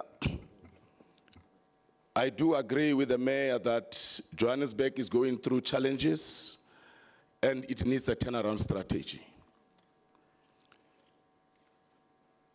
Be that as it may, Madam Speaker, I do not think that a turnaround strategy should be the rotation of MMCs, but I'll leave that for a political discussion outside of this House. I also think that, Madam Speaker, the mayor must have erred by saying that he's going to rotate the senior managers. As senior managers, especially Section 56 are appointed by council, and they have applied for the jobs with the requirements of certain credentials, competencies, and qualifications. And I think maybe that was an error, as the mayor is not empowered to do so. Even the mobility policy of the city is very clear that when you move people around, they need to have certain competencies. The mayor has mentioned, rightly so, that Eldorado Park needs to be developed as a livable area. However, the people of Eldos have asked me to raise the following issues about Eldos. Number one, that when former Premier Makubo, former Premier, Makura, thank you very much. Former Premier Makura, when he launched the Southern Farms, it was launched in Eldos. However, when the main launch happened last year for the implementation, it was not done in Eldos. They are saying that they have received a memo that a site establishment is going to be launched in Ward 18 in Eldos, yet the councillor of Eldos has not been consulted. And they are saying the people of Eldos have not been allocated housing for the Southern Farms. They have been deliberately excluded. The people of Davisonville have complained over the years about the mining dumps that flood their houses whenever it rains. How their pipes get blocked because of the sand. I have visited the area with the Department of Minerals. However, they have not come to the party. Madam Speaker, the residents of Glenhurst in Region F say they are neglected. The flats are dilapidated. Their pipes are blocked, sewage, and they need some attention from the city. Madam Speaker, these communities are complaining about how the budget is allocated in a divisive manner. where a budget will be allocated to Shawelo, but not to Klipspruit, where a budget will be allocated to Finetown and Meriting, but not Ennerdale, where a budget will be allocated to Kliptown, but not Eldorado Park, where a budget will be allocated to Ivory Park, but not Ruby Ridge. And they are calling on us as the executive to correct this budget allocation. Madam Speaker, the speech of the mayor did not highlight the achievements of the GLU. I think Councillor Zigebe has captured a few of those achievements.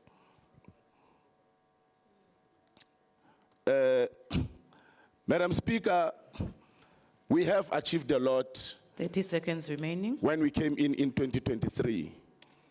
I can list a lot of achievements that we have made as the GLU, both working together as MMCs and individually. Unfortunately, time is against me. Madam Speaker, let me close by saying success is not final, failure is not fatal. It is the courage to continue that counts. Obstacles are inevitable, but quitting isn't. We can never quit. Madam Speaker, success is not the absence of problems, it's the ability to deal with them. And as the GLU, we are dealing with the problems that we have inherited from the DA administration. We are dealing with these problems as we move forward and take the city of Johannesburg forward. Thank you very much. We invite all to the PA. MMC.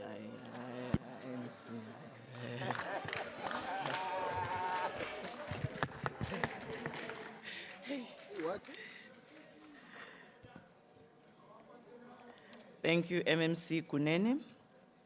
PAC, MMC Nkonku.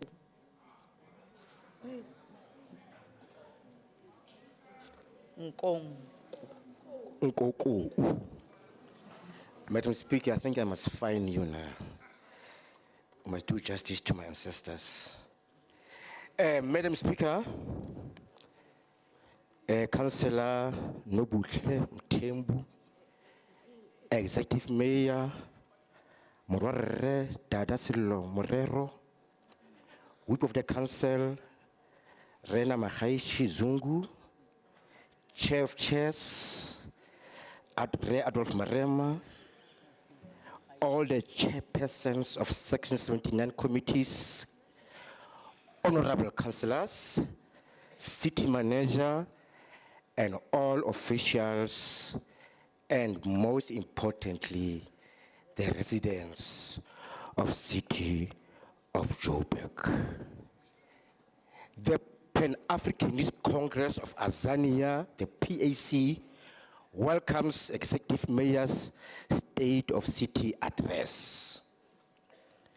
We appreciate its honesty, its developmental orientation, and its acknowledgement of both the challenges and potential of this great African city. The PAC views this address as more than a government report. It is a call to duty. As a liberation movement grounded in African unity, self-determination, we support Mayor's commitment to addressing historical spatial injustice, deepening partnerships, and investing in marginalized communities.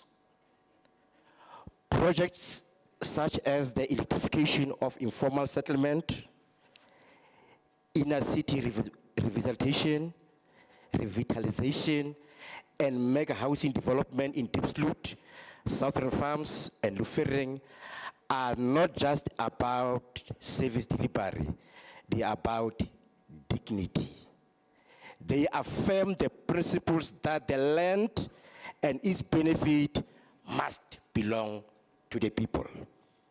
We particularly welcome the investment in youth entrepreneurship, cultural facilities, township economic development, but we must be deliberate. These programs must empower African youth to lead in innovation, digital transformation, and ownership, not just participate. Madam Speaker, on the question of rotational political leadership and management,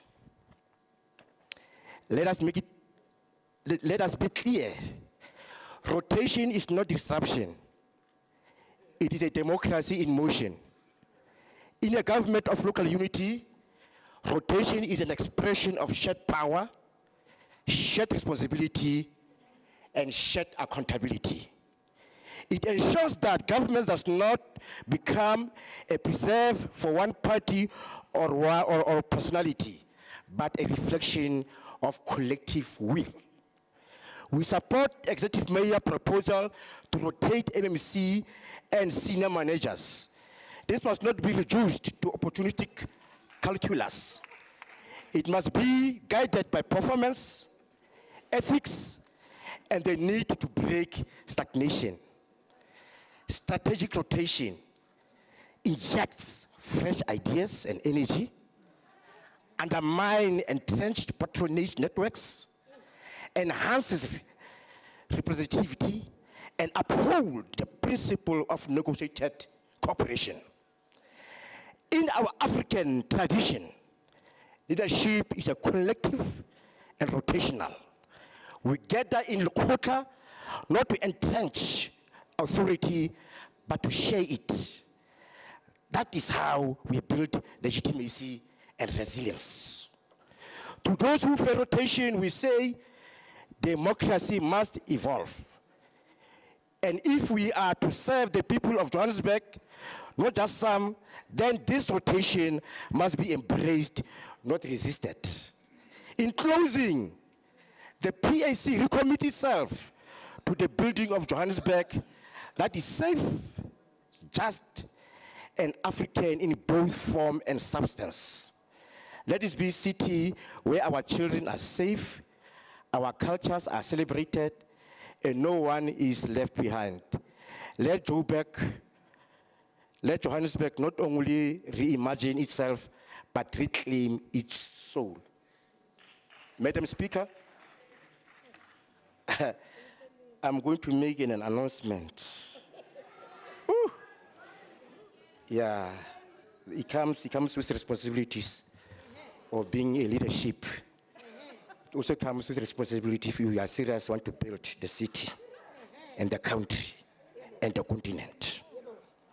Madam Speaker, fellow councillors, with your indulgence, I wish to make a brief announcement separate from my response to Mayor's address. Yesterday, the Pan-African Congress of Tanzania, PC, had an honor to facilitate a historic meeting between the African National Congress and the Africana Leadership Network.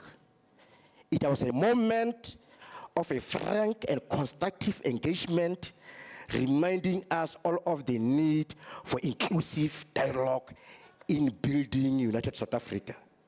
In that same spirit, I wish to extend my warm congratulations as African language makes its contemporary 100 years of official recognition. Remaining. Let it be known in Johannesburg, the cultural identity of Afrikaners, like of any other group, is not under threat. It is our collective duty to ensure that all cultures can flourish side by side with mutual respect and dignity. As an MMC Community Development, my office remains open and accessible to African community and to every other culture and linguistic group in our city. Johannesburg is home to all. Let us rebuild together. Isolate.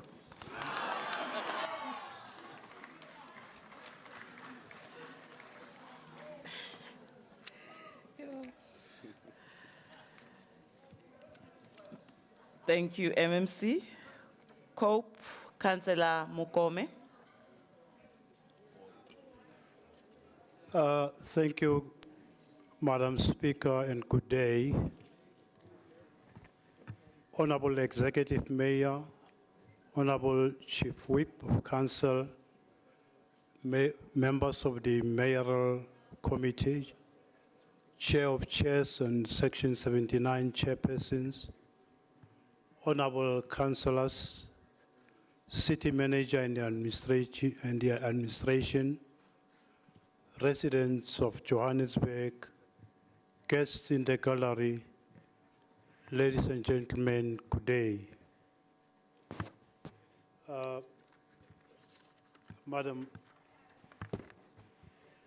Madam Speaker,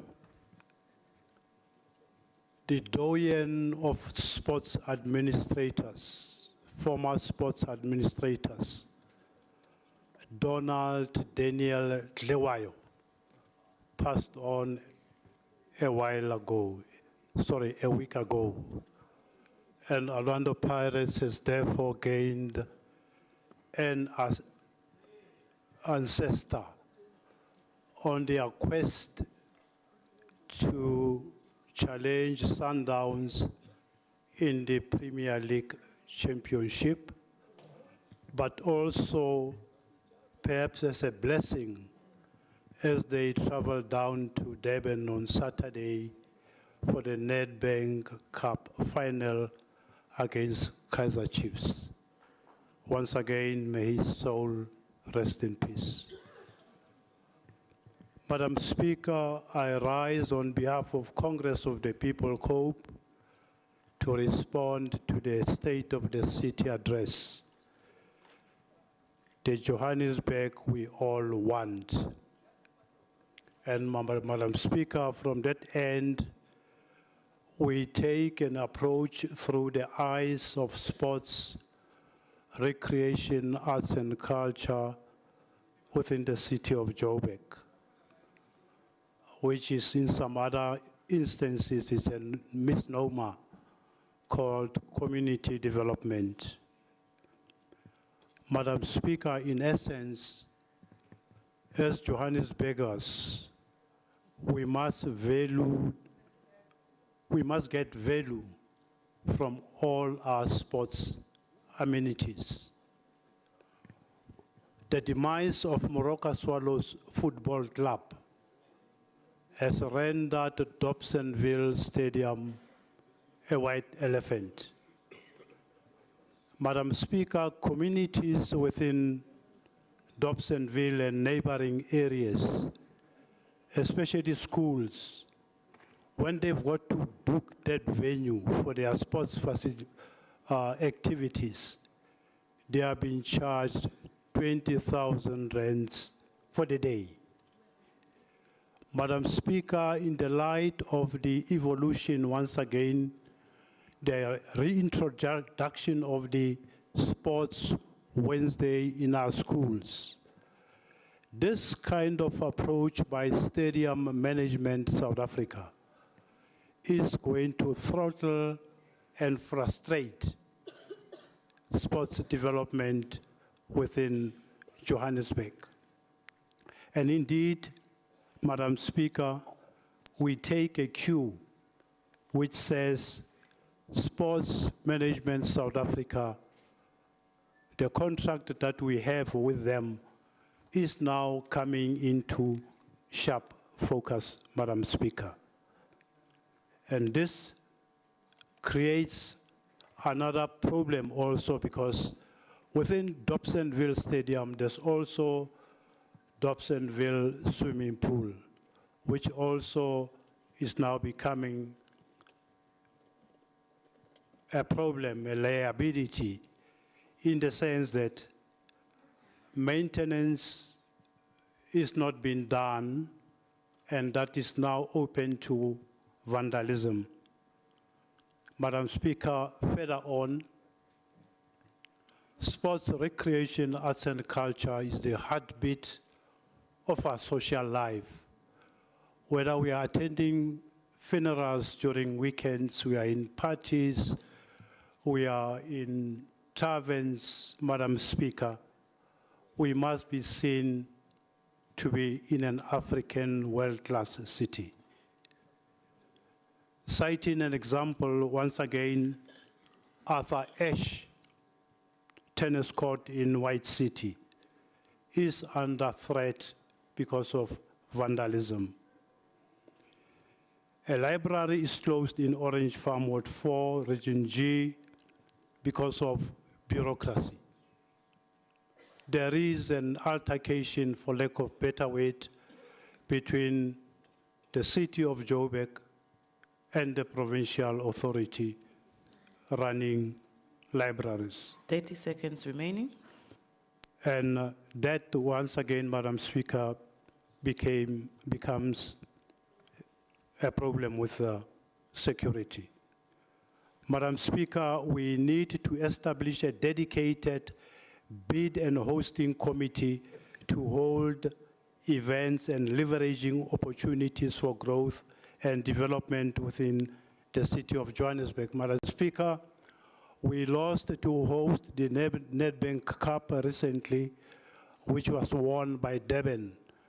And indeed, in that regard, Madam Speaker, this is a multi-million rand spinning event which the city of Joburg cannot afford to lose. Madam Speaker, the Congress of the People affirms and supports the State of the City address as presented by the Mayor. Councillor Mokome, your time is up. Thank you, Madam Speaker.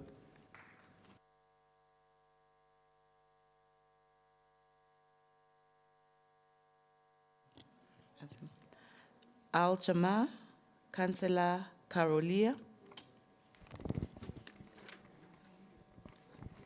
Madam Speaker, Honorable Executive Mayor, esteemed members of Council, colleagues, fellow residents, and distinguished guests.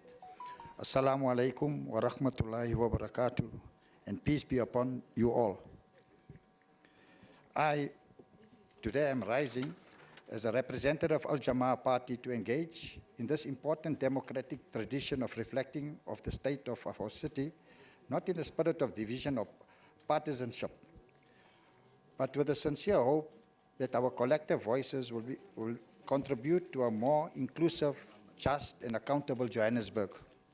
Let us first commend the Honorable Executive Mayor for articulating a vision for a winning city, for outlining several progressive initiatives aimed at tackling long-standing service delivery challenges. We recognize the complexity of the challenges facing the city and the commitment required to address them. However, it is our concern and responsibility to bring to light areas where communities feel unseen, undeserved, and excluded from this vision of progress.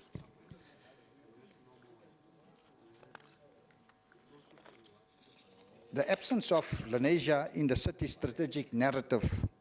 It is with respectful concern that we note that the complete absence of Lenasia in the Mayor's 2025 State of the City address, not a single reference was made to this historically significant and economically vital community situated in the southern parts of Johannesburg. Lenasia is not a peripheral and marginal suburb. It is a well-established, vibrant area that contributes meaningfully to the city's socio-economic ecosystem. Its residents are tax-paying citizens, active voters, engaged stakeholders in the life of the city. Yet the exclusion from the mayoral address has been received with dismay and disappointment. This omission is not merely symbolic, it reflects a deeper systematic issue. When areas like Lenasia are consistently left out of planning discussions, investment priorities, and infrastructure upgrades, it sends a message that some communities are less integral to the city's future than others. This perception undermines the social cohesion and trust we need in order to build a truly united Johannesburg. Lenasia is a catalyst for the Southern Corridor development. We wish to respectfully remind the executive that Lenasia has long been microcosm and resilience in innovation and coexistence. The community is home to small and medium enterprises, IT, logistics firms, and many more. Faithful-based organizations and informal traders, the area serves as a vital connector between various townships, emerging markets in the south. Yet, the challenges faced this community are both persistent and deeply discouraging. we have a problem, road infrastructure. Numerous streets are marred by potholes, many of which are repaired by residents themselves without formal support or follow-up from municipal services. Water infrastructure, burst pipes and leaks often go unrepaired for weeks, causing both hazards and disruptions to daily life. Street lighting and safety. Many areas are left in prolonged darkness due to the non-functional streetlights, increasing vulnerability to crime. The aging utility networks, outdated sewer, electrical systems placed limitations on both residential life and business operations, discouraging growth to investment. These are not isolated complaints. They are indicators of broader systematic failure to maintain equitable standards of service delivery. Despite our concerns, we wish to express appreciation for a number of initiatives mentioned in the mayor's speech. Invest in undeserved communities. We applaud the focus on areas like Orange Farm, Zandspruit, and surrounds, which reflects a commitment to social equality, equity, and development redress. These values resonate deeply with our Islamic principles of justice, inclusion, and dignity for all. Johannesburg market reform. The intention to lower operational cost for township traders through market reform is commendable. We suggest, however, that this intervention be expanded to include the south-based markets like Lenasia and surrounds, Annandale, El Dorado Park, and so forth, enabling broader geographic impact, digital infrastructure, and innovation. The emphasis of using artificial intelligence for the leak detection on expanding a digital public infrastructure is forward-thinking. However, we advise technological advances to be implemented alongside community education and assess programs. Without bringing the digital divide, innovation will remain concentrated and exclusive. 30 seconds remaining. 30 seconds. Okay. In conclusion, let us move forward together, guided by justice, informed by compassion, and committed to equality. Jama-ah remains a willing partner in building a Johannesburg that works for all its residents, regardless of geography, class, or background. We thank you for the opportunity to contribute this important conversation. Shukran. Thank you. Thank you, Councillor Carolia. ActionSA, Councillor Mudukanene.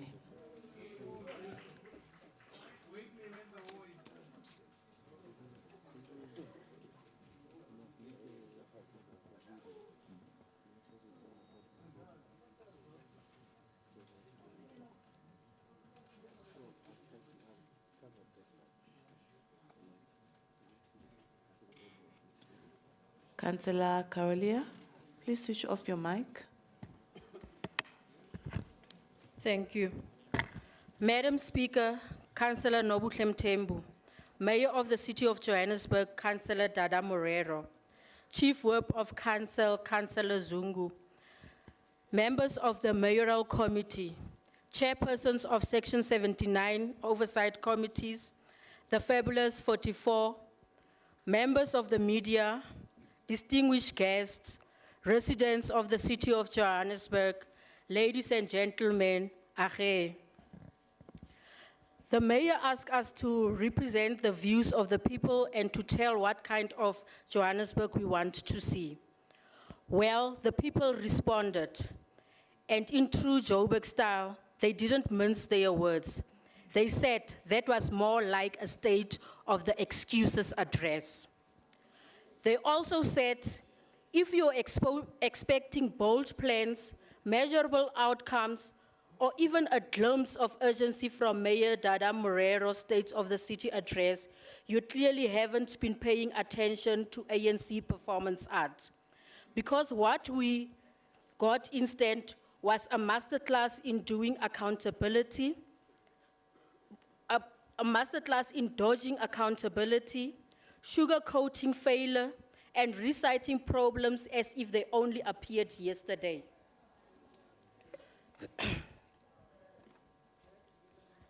Today, we rise not just to respond to Mayor Dada Morero's State of the City address, but to expose the gaping chasm between words and action, between image and reality, between spin and service. Mayor Morero's 2025 address was long on nostalgia, short on substance. Kind of like reading an old love letter from someone who ghosted you. It painted a picture of optimism that is simply not recognizable to the people who live in Johannesburg's 7 regions. While the mayor celebrated plans and visions, communities across the city continue to suffer without water, without safety, and increasingly without hope. Let's begin with the mayor's own acceptance speech, where he promised decisive leadership, reliable service delivery, and a Johannesburg that works for all. Nearly a year later, that promise rings hollow, like a vuvuzela with no air. He now delivers an address full of high-level targets and bureaucratic jargon, but no accountability for the decaying infrastructure, the mushrooming informal settlements, and the daily indignities suffered by residents. Compare this to Mayor Kwamanda's 2024 address. While also flawed, Councillor Kwamanda at least acknowledged the failures in water infrastructure and the structural issues with power outages. He called for urgent reform. Mayor Morero, by contrast, downplayed these issues and attributed them to external forces, as if the water crisis was a surprise guest at his own party. Now let's examine ActionSA's position. Our pre-state of the city address was not a wish list. It was an intervention. Think of it as the political version of tough love. We highlighted the silent cries of communities from Deep Sloot's decades-long darkness to Orange Farm's daily water queues, to abandoned projects in Region D, while millions were spent and nothing delivered, not even a thank you sign. What did the mayor say about this? Nothing. Speaker, Kirumilwe. People of Alex say, "Gaba happy ka mayor." There was no mention of Alexandra, one of the most neglected and marginalized. Councillors. There was no mention of Alexandra, one of the most neglected and marginalized communities in Johannesburg. Please hold on. Councillors, I'll start with Chair of Chair. Our Chair of Chair, Councillor Marema. Councillors, angahle asimeni kancane. Asimpeni opportunity ukuthi akhuluma. Siqale ngo-Chair of Chair.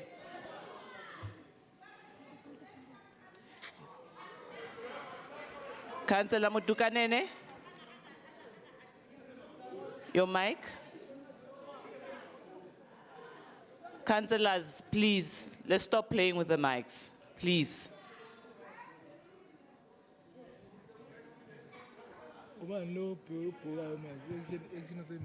IT to have a roving mic. No, I got it right now, Speaker. Keep point of order, ne? Chair of Chair. Yes, I wanted to check, man, because we seem to be misrepresenting the truth. I come from Alex, so I don't remember mandating that councillor over there to speak on behalf of Alex people. Chair of Chair, how, Nkosi yami, how. Chair of Chair. Councillor. Before Councillor Padu Kitloko wena, Chair of Chair. No. It's only fair. I think we support what the chair of chairs' sentiments are, but I'm not raising on that. Speaker, I think when we come to these debates, the main point is to raise issues of our constituents and not lie here. And we can't have councillors who don't have wards. Speaking on behalf of our constituencies, I'm a ward councillor in Alex. So Okay, people must not Councillor lie Rapadu. when they come here. They must just debate. Debate, don't lie. So they Councillor must not Rapadu. claim easy victories here. Councillor Rapadu. Please, they must not claim easy victories. Councillors, please. Actually, I was not even supposed to acknowledge your hand, Councillor Rapadu, because I took the point of order from the chair of chair and not to take both of them. So that was an error from my side. Councillors, in the House, we allow free speech, Angit. Everyone is afforded time to speak. So can we give Councillor Muduka Nene her opportunity to express or speak or share her speech? Then the executive mayor also will come back and respond. And when he comes back, we will also give him the respect. So let's tolerate each other. Tolerance. Councillor Muduka Nene.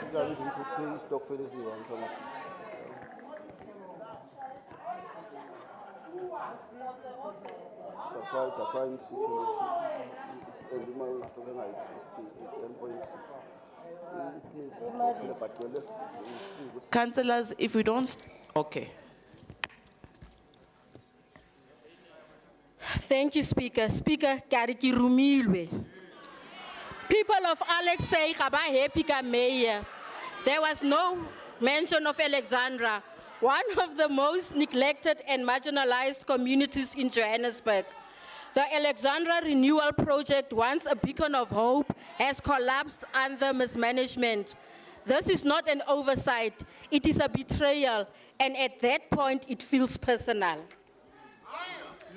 The mayor also conveniently ignored the electricity surcharge, a burden placed on residents already battling inflation.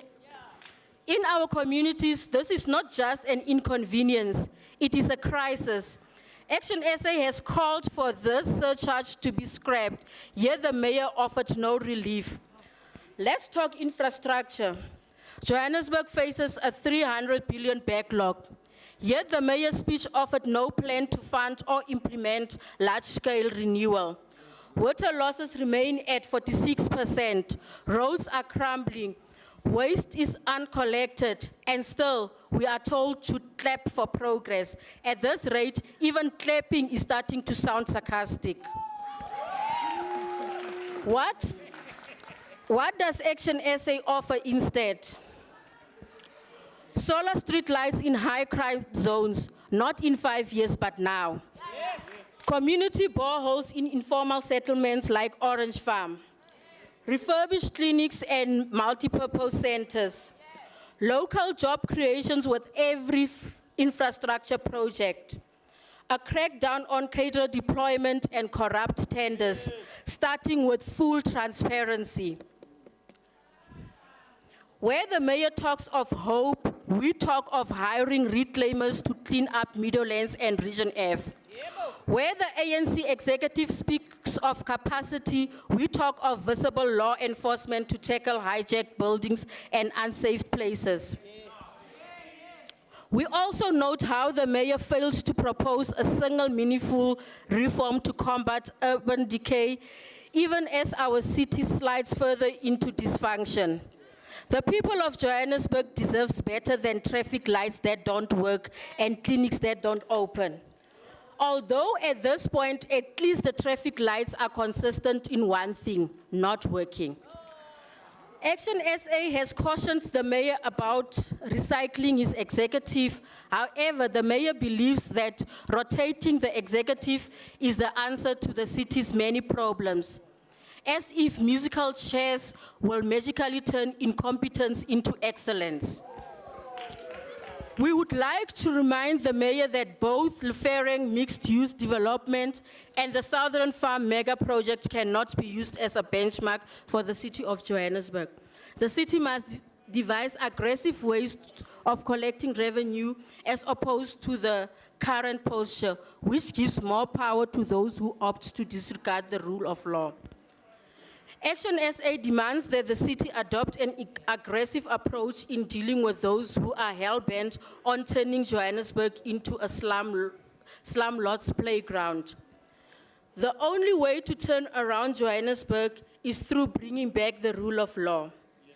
ActionSA, however, welcomes some of the pronouncements by the mayor, which include declaring war against illegal immigrants and illegal minors.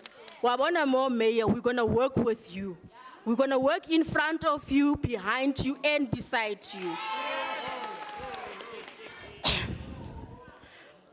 ActionSA strongly believes that the insourcing of security guards and cleaners must also take center stage in this administration. If we are to restore dignity to our officers and cleaners, who are often the first to arrive and the last to be appreciated. We partially welcome the declaring of the state of the disaster to fight illegality in the city of Johannesburg.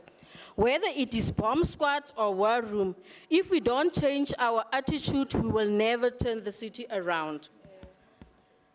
The mayor's speech was an ode to aspiration, not a blueprint for recovery. It was padded with political nostalgia, but absent of urgency, like a glossy brochure advertising a dream that's still waiting for municipal approval. Johannesburg is not broken for lack of funding. It is broken because of a lack of leadership. And that is why, Madam Speaker, we say the time for talking is over. ActionSA delivers. We do not ask to be believed. We ask to be judged by our work and track record and our vision.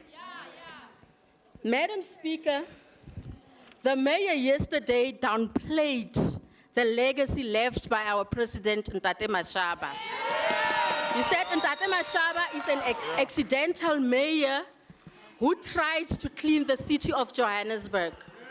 Well, Mr. Mayor, Ntate Mashaba reclaimed hijacked buildings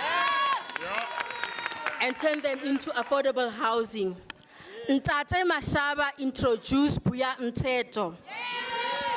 Ntate Mashaba did not try to clean the city, actually was cleaning the city. Mayor, just to make sure that in future you don't forget our president's legacies.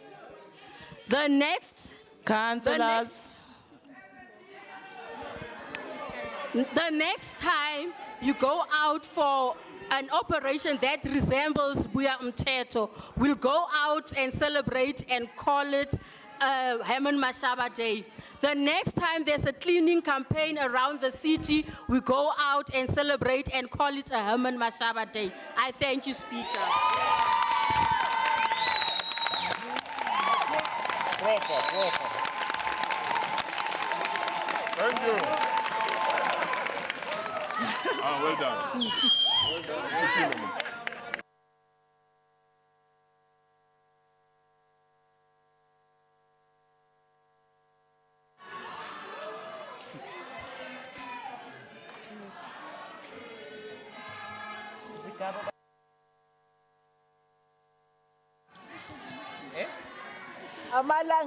Thank you, Councillor Modukanene. Councillor Zigebe, I hope it's not a point of order because she's done with her speech. Councillors. Ungesabi, Speaker. Councillors. Councillor Zigebe. Speaker, uKouncillor Modukanene nimgixabeze ngesihlalo efuna uthando. Ngoba ispeech sakhe nje all I need is love. Councillor Zigebe uqibile. Uqedile Nkosi yami. All right, councillors, let's calm down. And move over to DA, Councillor Echizonjoku. You must have manners. Thank you, Madam Speaker. Madam Speaker, Executive Mayor, honorable councillors, and most importantly, the residents of Johannesburg. The Democratic Alliance in the City of Johannesburg notes the State of the City address delivered by the Executive Mayor yesterday, Councillor Dada Morero. The Mayor said we must not poke holes in his speech. Well, Mr. Mayor, we tried very hard. However, you left us no option but to raise serious concerns. Madam Speaker, we must express our profound concern at the ongoing failure of governance, the lack of transparency, and the questionable administrative practices that continue to undermine this city's ability to deliver quality services to our residents. Madam Speaker, we know yesterday the Mayor said we should not poke holes in his speech. The Mayor's speech, unfortunately, has no tangible solutions. It's only pie-in-the-sky promises and shows that he's completely out of touch with the city that he leads. What we heard yesterday was not a reflection of the realities facing our communities. It was a speech filled with lofty ambitions, lacking substance, accountability, and constitutional integrity. We are deeply troubled, Madam Speaker, by several pressing issues that were ignored or deliberately glossed over in the Mayor's address. Madam Speaker, let me start with the fact that the Mayor announced the reshuffling of his cabinet. Well, that's his prerogative. However, Madam Speaker, is reshuffling of senior officials in line with the Municipal Systems Act and the Constitution? The Mayor has also not informed us how he intends to do this. Perhaps, Madam Speaker, the Mayor must enlighten this House on how he intends to do this without ending up in court. Madam Speaker, the Executive Mayor also needs to advise this House the terms of reference for the Presidential Working Group and why these terms of reference had not been presented to this council, which is the highest decision-making body in this municipality. This omission seriously questions the legitimacy and the accountability of the Presidential Working Group and the role of councillors in regards to our ability to do oversight. I want to caution the Mayor, Madam Speaker, this sets a very dangerous precedent where critical initiatives are run parallel to council oversight. Madam Speaker, the bigger concern for us is the Mayor's so-called turnaround strategy. This is widely publicized as the silver bullet to Johannesburg's challenges. This strategy, Madam Speaker, had not been presented in this council. For scrutiny, we don't know what the details is, and how do we as councillors do oversight over this turnaround strategy? This is our mandate. It's our constitutional mandate to do oversight over anything that is presented or implemented in the city of Johannesburg. Madam Speaker, the bigger concern for us as well is that we are aware that the Mayor did not have the decency to consult his own mayoral committee or the senior management appointed by council. Let me remind you, Madam Speaker, let me remind the Mayor, Madam Speaker, both the executive and the legislative authority of this city is vested in this municipal council in terms of Section 1512 of the Constitution of the Republic of South Africa. This is not just unacceptable, it is undemocratic. It robs councillors and residents of the opportunity to engage with, interrogate, and improve the proposed way forward. Madam Speaker, the Executive Mayor said nothing about progress on the recruitment of a city manager that is full-time. Madam Speaker, this council needs an urgent progress report on that matter. What is most alarming, Madam Speaker, is the mayor's publicity stunt yesterday, where he forwarded this strategy directly to the president, and councillors have not even had sight of this. Hi, can't be correct. This action not only undermines political protocol, it undermines the authority of council. We are left to ask, Madam Speaker and Mr. Mayor, is the city under administration? And if so, why are us as councillors being left in the dark? Madam Speaker, withholding documents like the Presidential Working Group's terms of reference and the turnaround strategy from council violates the principle of transparency, accountability, and democratic practice. The DA demands immediate clarity, Madam Speaker and Mr. Mayor. The residents, the city has to know, they have the right, in fact, to know who is governing them and how. Is the president governing directly, or is this executive governing them? The fact that the executive mayor failed to bring this turnaround strategy to council like he has done with the City Powers turnaround strategy and the Joburg Water turnaround strategy is very concerning. While the mayor is talking about a state of disaster and the war on potholes, Madam Speaker, the mayor said nothing about what he will do about the grants we keep losing that goes back to National Treasury. Just this past week, we heard in the news report that Ria Vaya lost 300 million rand that was returned back to Treasury. If this money was spent on service delivery, you would not need to declare any state of disaster or any war on potholes because it will be used for what it's supposed to be. This is a clear lack of direction and incompetence, Madam Speaker. Madam Speaker, the mayor mentioned nothing about details of how they will tackle the constant bursts and vandalism of power and water infrastructure across the city. What happened to the infrastructure protection unit, Madam Speaker and Mr. Mayor? Why discard plans because you are not the one who initiated? You'll get the credit for it anyway.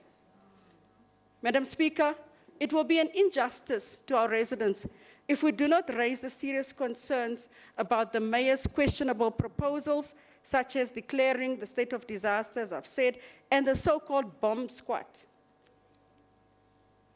When were these introduced to council, Mr. Mayor, Madam Speaker, through you, Madam Speaker? These were supposed to have come to council because we cannot have public relations theater than serious policy. What happened to the intergovernmental relations that should exist already? Had there been complete breakdown between the municipality and other spheres of government, like the provincial government, and we are not aware of what's going on? The mayor talks about a state of disaster on crime, bylaw enforcement. Madam Speaker, the mayor also mentioned the reinstatement of the IOC. We welcome this, but we want to ask, there was an IOC for quite some time. What happened to it? And while the mayor talks about long-term strategies, residents are facing daily service delivery failures, water shortages, prolonged power outages, uncollected waste, crumbling roads, and failing infrastructure. In electricity, Madam Speaker, let me just go through it bit by bit. The mayor said nothing tangible about the current crisis situation with electricity across the city and immediate interventions. Residents had 12 to 15 days outages. In some cases, councillors are completely ignored by entities like City Power. The reality is there is no relief for residents struggling with constant outages.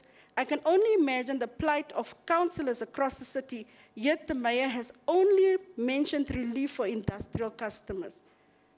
What an absolute disgrace that the residential customers are not even considered here. There's no relief for residents on the proposed tariff increases on electricity or water. We have proposals, and we are happy to provide it to you. Madam Speaker, high solar mast is not only needed in informal settlements. It will assist on main roads that are prone to vandalism. Please consider these high solar masts for main roads that are prone to vandalism. Madam Speaker, former Mayor Gwamanda told us about 5,000 cameras. What happened to all these cameras that he spoke about? Or does the cameras disappear every time there's a new mayor? What happened to the money that was spent to get these cameras?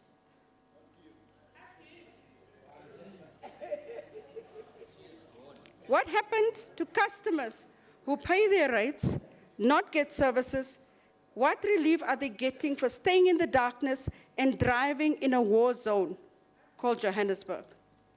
Madam Speaker, we are ready to provide proposals, as we have always done, but the mayor seems to be only an ANC mayor and not a mayor for all residents of Johannesburg. Madam Speaker, Johannesburg is not a stage for political theatrics or one-man shows. It is a city in crisis. Our residents deserve solutions, not slogans. They deserve governance, not guesswork. And they deserve representation, not exclusion. In water and sewerage, Madam Speaker, the mayor mentioned nothing about reservoirs. He promised to give us an update by February 2025. He mentioned new ones. We heard that, but we want to know what happened to all those reservoirs. He said he will give us an update. In some areas, residents are perpetually relying on water tankers with little end in sight. This is a basic human right. The Minister of Water and Sanitation had been with the mayor in Johannesburg and has told us about the infrastructure grants that is available to municipalities. What stops the city from providing a clear plan to the ministry for reservoirs like Hursthill Reservoir that need urgent upgrade and account for it properly? Is it because the city refuses to be transparent to account once the money has come to the city? Madam Speaker, raw sewage are flooding our roads. Just this morning, I had a call from Mr. Levine in Waverley, who had reported sewer leaks for the third time with no help, asking you, Mr. Mayor, to come and stand in the sewerage in his yard so you can see what he is going through and what he's experiencing on a weekly basis. Madam Speaker, Councillors. Councillor Tifo. Am I protected, Madam Speaker? You are protected, Thank Councillor. you very much, Madam Speaker. Councillors, please.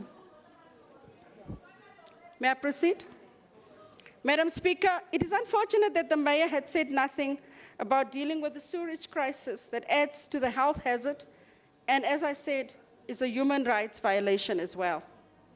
Madam Speaker, a DA government will ease the water burden for Joburg residents and provide detailed, clear plans to the Ministry of Water and Sanitation to unlock these grants, adhere to the conditions of the grant, and report transparently to Council and to the relevant sphere of government. I would suggest the mayor engage us on that so we can discuss it. Electrification of informal settlements. The mayor talked about the electrification of informal settlements. It's a noble idea, Madam Speaker. But let us call a spade a spade. I'm sure Councillor Mangena from Ward 114 will agree with me. And as the mayor has alluded to in previous media comment, informal settlements have lots of undocumented and illegal immigrants. Before electrifying informal settlements, I would suggest, Mr. Mayor, and this is part of the solutions you asked us for, I would suggest you work with the Minister of Home Affairs, Minister Leon Schreiber, to enforce the laws of our country and ensure that with the electrification comes accountability, so the city does not even lose more. Madam Speaker, how do you electrify informal settlements without formalizing it first to ensure that the city does not lose revenue? Madam Speaker, the mayor does not need a state of disaster to fix potholes. He needs a clear, rapid response plan, regular scheduled maintenance of our roads, like what is being done in Midvaal under Mayor Peter Teixeira and the city of Cape Town under Mayor Jordan Hill-Lewis. Hijacked buildings, Madam Speaker. Every state of the city address, the issue of hijacked buildings are mentioned, and it's an ad hoc approach. An ad hoc approach, Madam Speaker, will not help us. For as long as you only see the MMC of Public Safety raiding buildings, we are going nowhere. The silo approach of the city will cost us dearly. Madam Speaker, there have been reports of illegal immigrants being part of hijacking buildings. A silo approach will not help us. I would encourage the Executive Mayor to reach out once again to the Minister of Home Affairs, the Minister of Police, and the Minister of Public Works, if the provincial government is not assisting you. Because this matter will never get fixed unless there is different spheres of government involved. Madam Speaker, there are recommendations that have never been implemented, and the mayor have no plan to hold officials accountable. There's also no plan to hold officials accountable for the loss of revenue from JPC, from buildings that are either not maintained or left to decay with no clear plan either. Madam Speaker, it is a disgrace that councillors have to hear in the media that there was an instruction that revenue generated by JPC for outdoor advertising must now go into a service provider account with an alleged 25% tariff. When was that approved by council, Madam Speaker? What process was followed to appoint these lawyers? And how is it accounted for in this council? The Democratic Alliance rejects this waste of residents' money. On tariffs, it lacks transparency. The city has a bank account.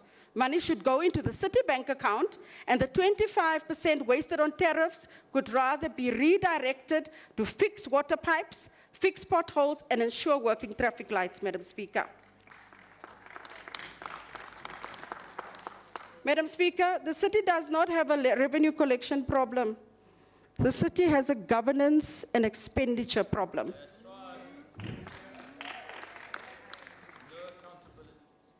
Madam Speaker, the DA is very clear. We are committed to building a city that works, one where services are rendered, infrastructure is maintained, and where governance is clean, transparent, and accountable to the people we serve. That is why, Madam Speaker, we are once again proposing solutions, because the DA had proven where we govern better.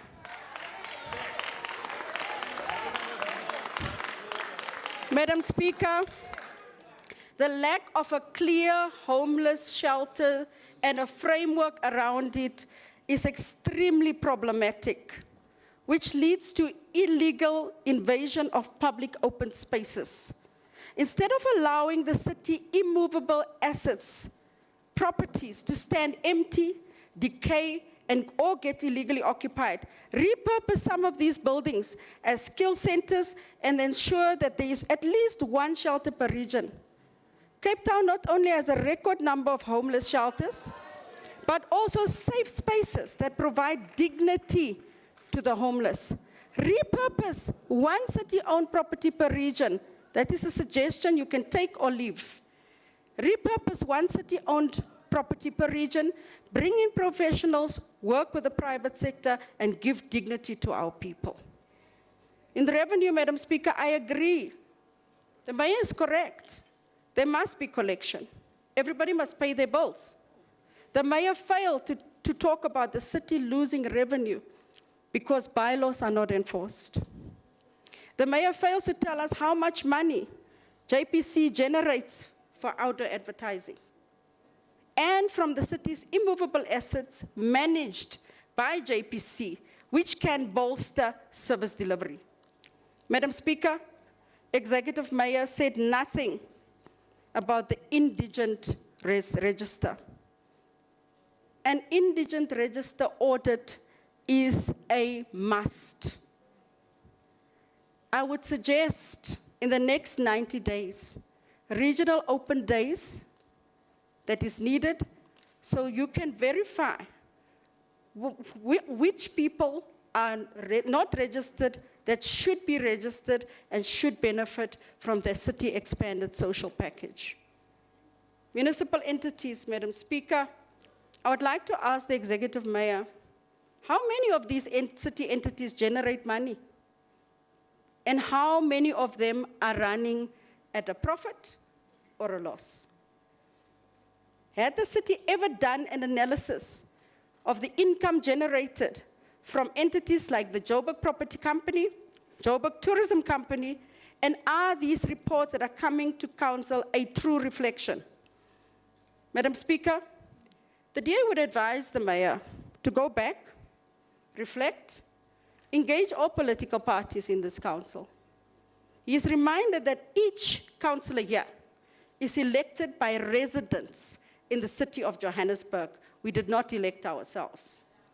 All residents matter, and we are all here to serve the residents of this great city. We are not here for slogans. Madam Speaker, service delivery will only be bolstered if the right people are in the right positions to implement what needs to get done to avoid loss of lives, fight corruption, and uphold the rule of law. All of these concerns raised, Madam Speaker, the governance concerns which will hamper service delivery, the lack of acknowledging all political parties' contribution, so shows that you are indeed, Mr. Mayor, not suitable to serve as the executive mayor of the economic hub of the country. That is why we are going to bring a motion of no confidence in this House. In closing, Madam Speaker, let me be absolutely clear. The Democratic Alliance is not intimidated. We believe in the Constitution and the rule of law. We will not hesitate to take any matter that is unlawful, like the VIP protection without threat risk analysis, unlawful appointments done in this House. We will take it to court and asinavalo.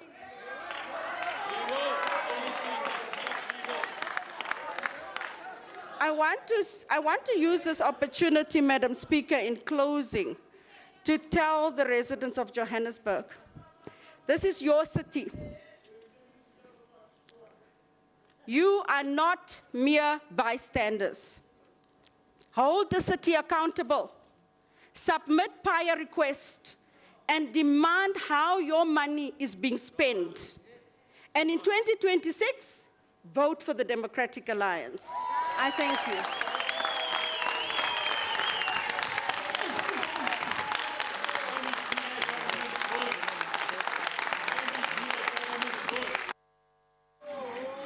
Did you pay your rates?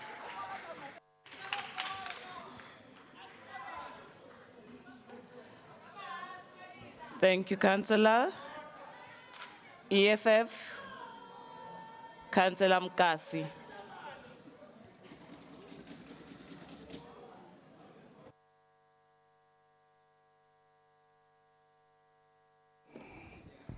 Thank you very much, Speaker. Let me firstly acknowledge the caucus leader of the Economic Freedom Fighters, the Chief Whip, fellow councillors, members of the media, and most importantly, City of Johannesburg resident.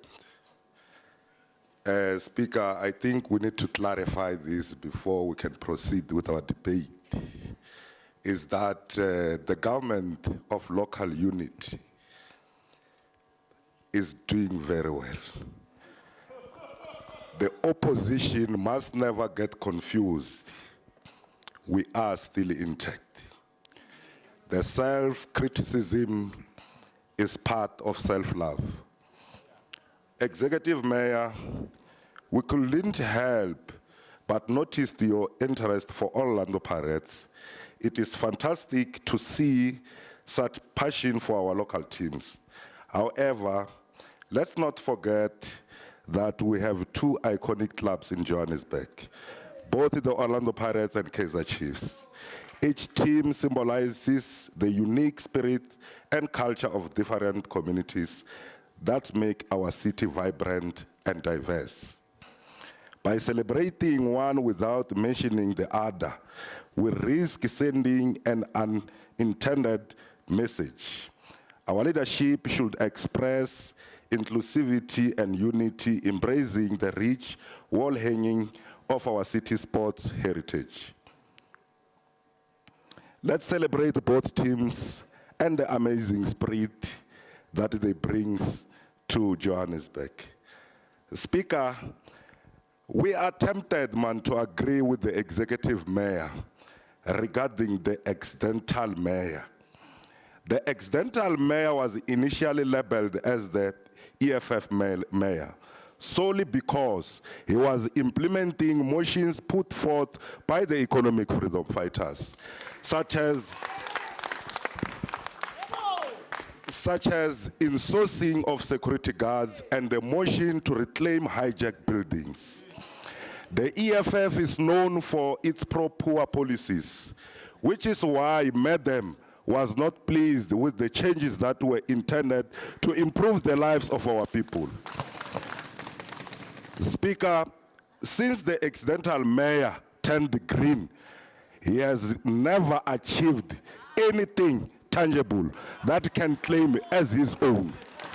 It is the economic freedom fighters that must be acknowledged for the progress made during his tenure.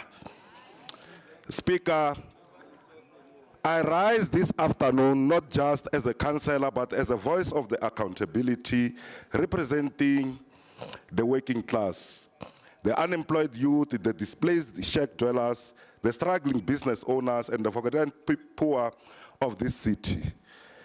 Speaker, for those who lived, realities are violently disconnected from the promises stressed in the ribbon-cutting ceremonies and media briefings. We listened to the executive mayor's State of the City address. It was well written and it was hopeful. There is no need for concept and what people want. The citizens of Johannesburg have told us what they want. They want to be safe, land, houses, clean city, water and electricity. Most importantly, Speaker, they want jobs and more jobs. The executive mayor, indeed, we need to elevate bylaw enforcement. The Department of Public Safety, through this collective of the GLU, have managed to stabilize the department by the appointment of Chief of Police and Bylaw Director, and it is in the advanced stages to appoint the Director for Technical Unit. There are a lot of bylaws issues, and we are going to sort them out. We are aware of the crime in El Rado Park, Westbury, Orange Farm, Deep Sloot, and many other areas. Crime and drugs run rampant. Gunshots are more common than police patrols. Women and children fear their own neighborhoods. We must ensure now that we have more boots on the ground and increase budget for public safety. Madam Speaker, allow me to address the glaring omission of the Executive Mayor's address. Executive Mayor, let us again elevate the gains that have been achieved in health and social development. In this period under review, the department responsible for primary health clinics, for sheltering the homeless, for fighting the gender-based violence, for caring for vulnerable children and elderly citizens. New clinics have been opened, the poor have been receiving food relief packages. There is more that still need to be done. Let us fast-track the implementation of e-health. The pothole patrol is welcomed and noted, but let us start up the asphalt plant and insource our people. Note the residents of Freedom Park, Rustenville, and Kliptown continue to serve for survival on the roads that resemble minefields. Pick-it-up trucks are collapsing while the streets overflow with waste. Rubbish is becoming part of the urban landscape. Let's clean our city, Executive Mayor. The completion of mega projects such as Luferen, Lowly, Zandspruit, Lehigh, and Vlakfontein. Our people have been waiting for houses for 2 decades. Many of those mega projects exist only on PowerPoint slides. Backyard dwellers and informal settlement continue to grow as the state's promises collapse. The Joburg Water's investment efforts are welcome, but water outages remain a regular occurrences. In Orange Farms, taps are dry. In Ivory Park, sewage flows freely. In Deep Sloot, sanitation is a health crisis. Residents are expected to pay for services they don't receive. And when the poorest of the poor protest, they are labeled as unruly. On electricity, the city boasts about moving away from ESCOM, yet large parts of Johannesburg go days without power. Substations are outdated, cable theft is on rampant, and illegal connections persist. Not because people choose them, but because they have no alternative. City power is failing to electrify the most vulnerable. The speech touched on youth and township economies, but there was no mention of land access for township entrepreneurs, no real budget for youth cooperatives, and no implementation of procurement targeted to support township-owned businesses. The so-called township economy remains an academic slogan. Without support, without infrastructure, without impact. You reference the Joburg market, 1 billion monthly turnover. Yet 90% of that money leaves the township economy, flowing to large commercial white-owned farms. That money, Executive Mayor, must be given to our people. There is no support for local growers, no land allocated for township farmers, and no access to financing. You are mentioning youth entrepreneurship and digital services, but where are the digital tools in Alexandra? Where are the business hubs in Revelia? Where is the land for micro-farming in Soweto? Our youth are being asked to start businesses in shacks with no electricity, no Wi-Fi, and no hope. The mayor acknowledged the city's financial instability and yet continues propose a flashy project and international summit without accountability.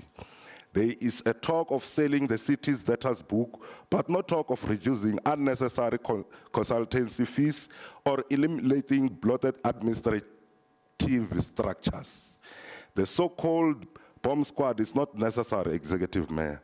Johannesburg needs clean governance, functioning system, and ethical leadership. What was presented is not a strategy. Let us do a comprehensive audit of all housing and infrastructure projects, particularly those incomplete or abandoned.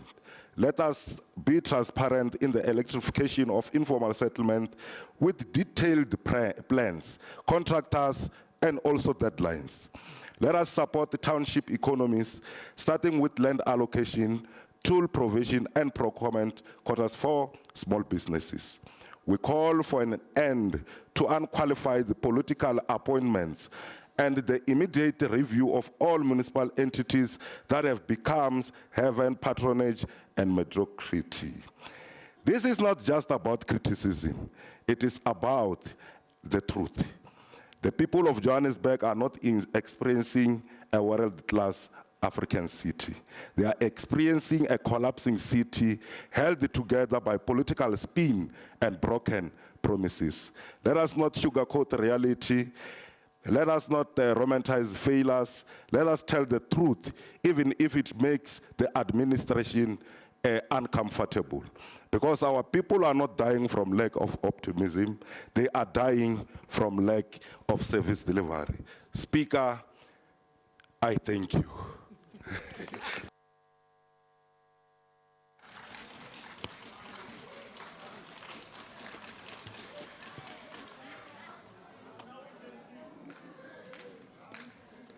Siyabonga Councillor Nkasi. ANC Councillor Khatebe. Councillor Khatebe. Angithi 12 minutes isuki 11 uyakhumbula. Ungaqala. Thank you, Speaker. No, sizothi qapu qapu. Greetings to Speaker, the Executive Mayor, Councillor Dada Morero, our Mayoral Committee, the Chief Whip of Council, Councillor Zungu, our Chair of Chairs, Councillor Marema, fellow councillors, and most importantly, the residents of Johannesburg. Madam Speaker, maybe before I go deep into the speech, I thought today we were coming to get comprehensive debate that was going to give us direction and solutions. That was going to be clear in terms of a workaround in us rebuilding a city that is workable. But instead, we are getting more and more prophets of doom who are just giving us, a bleak future, who are taking Johannesburg backwards. This reminds me of something that was once said by Paul Kruger. I'm sure Councillor Poor might know this. In the early beginnings of this city, we had a gold rush and a big boom. Paul Kruger dismissed this city as just a mere mining town that will not survive beyond the gold rush. More than 150 years later, the city is still here.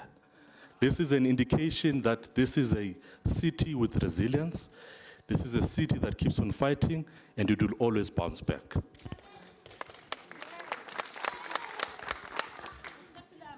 Madam Speaker, I rise to give a vote of confidence to the State of the City address delivered by the Executive Mayor. But I also rise to affirm that the city of former Mayor Moerane, Matongo, and Makubu will once again take its rightful place in the galaxy of great cities of the world. The Executive Mayor gave us a speech that does not only account for the past, but also creates a clear, courageous vision for a city in recovery. A city that has known its collapse and now it chooses to rise. Johannesburg is not merely bouncing back, but it is rebuilding, repurposing, and reclaiming its future. Speaker, at the heart of the address is a turnaround strategy that recognizes the scale of our crisis, but also responds with a scale-worthy ambition. It is about rebuilding governance capacity, restoring service delivery, repairing broken infrastructure, and reigniting the growth. It is not a wishful plan, as some are saying, but it is a practical plan that is centered around cleaning up governance, attracting investments, building fiscal credibility, and reigniting economic engines that have stalled for some time. And we all know what caused the stallation. Madam Speaker, we are witnessing perhaps for the first time in a long time a city administration that is not only working, but that is fighting to make Johannesburg work. The Executive Mayor's message was clear. Investment will not come to a city that cannot govern itself. And this is why a cleanup and rebuilding goes hand in hand with economic recovery. Across Johannesburg, we are seeing developments that are happening. The speech of the Executive Mayor gave us a light and an insight that in the inner city, commercial and residential developments are coming that are going to revive the dormant spaces and turn around the decay into economic density. In areas like your Fourways, Midrand, Diepsloot, the Southern Farms, we are witnessing a catalytic infrastructure programs that are aimed at attracting logistic, finance, and tech-based industries. So, Madam Speaker, we are on the right track. The work around the corridors of freedom, transit-oriented development is reconnecting our communities to economic opportunities. We know that for a very long time, our people were deprived of enjoying economic prosperity in this city. And we are ensuring that the development that comes, it links our people with the prosperity they deserve. These are not just some abstract policies. They are cranes in the sky and job on the ground that are aiming to rebuild our world-class African city, as envisioned by former Mayor Parksdow. Madam Speaker, we cannot also ignore the significance of the presidential support package of the city of Johannesburg. It is not just a charity, but it is a vote of confidence to the administration's capability and capacity to execute. The package brings with it the capital injection into urban infrastructure, it supports energy and water resilience program, and it makes an alignment with the national priorities and job creation, youth development, and township economic revitalization. Johannesburg is no longer just a city that wants to beg, but it is a city that wants to earn. For far too long, we have suffered under a low collection rate, faulty billing system, and shrinking rate space. That is changing, Madam Speaker. It is definitely coming to an end. The city is enhancing revenue system and modernizing platform to plug out the leakages that are in our revenue streams, to restore confidence in the municipality services. And Madam Speaker, through our partnership with the President and also the national government, we will be able to see the release of public-private partnership, strategic rezoning, unlocking of new nodes, particularly in former industrial corridors and underutilized public lands. We are expanding the city's fiscal muscle, not by taxing, but by enabling the economic activity in our city. The growth is the only sustainable way forward. And there is no other way where we can be able to rebuild our city, but by ensuring that we fight for economic growth. We ensure that we enforce policies that will give our city a turnaround. And the turnaround plan that is as follows. We will ensure that clean governance is not an option, but it is mandatory. It is also a precondition for our recovery. This administration is putting in place the controls, the audits, and the consequence management needed to make sure that we plug out corruption and prioritize service delivery that will make sure we reward and we get forward with our city. We are rebuilding a city that will have a machinery to attend to everyone within our city. We're also witnessing that the turnaround strategy will also give us a high-impact team that will be responsible for the implementation of the strategy. This team will be known as the Bomb Squad. I heard Councillor Harris dismissing this team, but I would also like to liken this team with the Bomb Squad that we have in our Springbok team. Coach Rassie Erasmus realized that for you to have a high impact, you might have a team that works inside the pitch, but at some point, you might need a bomb squad that will come through and push and give us efficiency. Johannesburg will definitely become more effective and an efficient city. This speech by the Executive Mayor captures more than just metrics and plans. It speaks to the new spirit, the city that is willing to confront its past and forge a path forward. A city that does not deny its failures, but refuses to be defined by them. Madam Speaker, We are rebuilding not only roads, but trust. We are not only attracting investments, but hope. We are creating not just jobs, but dignity. In closing, Madam Speaker,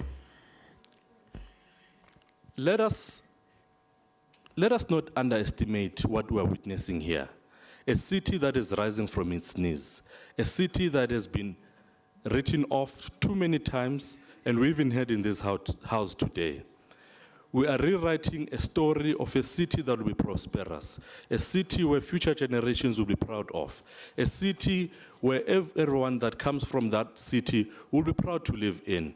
Tina Espumekasi will one day look back and say, we are proud of the city that we have built. The executive mayor was correct. This is the only home we know. This is the only place we grew up in.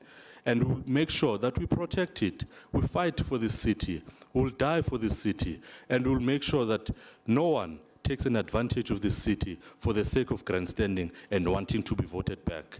February 44, says Noma Nisazo by 44.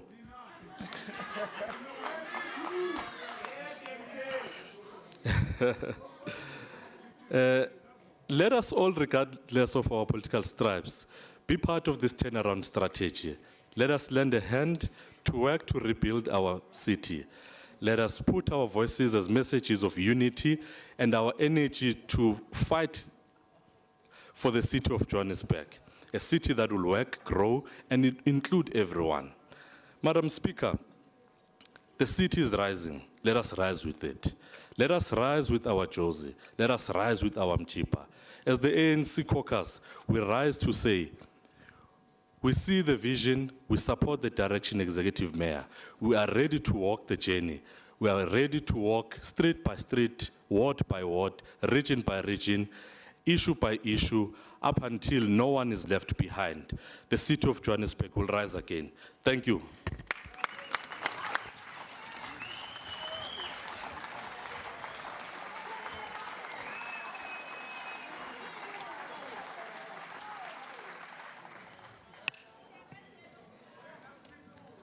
Siyabonga, Councillor Radebe.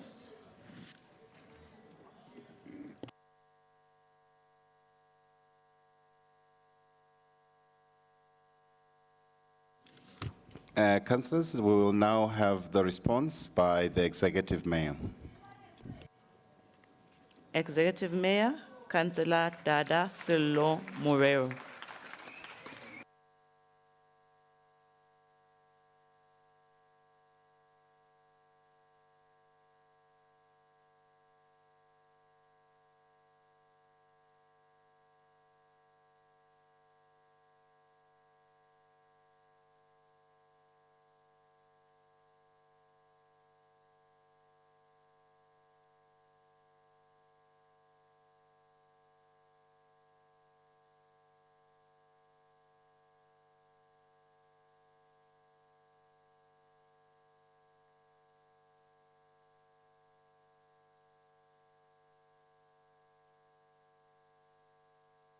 Yeah, I get attention.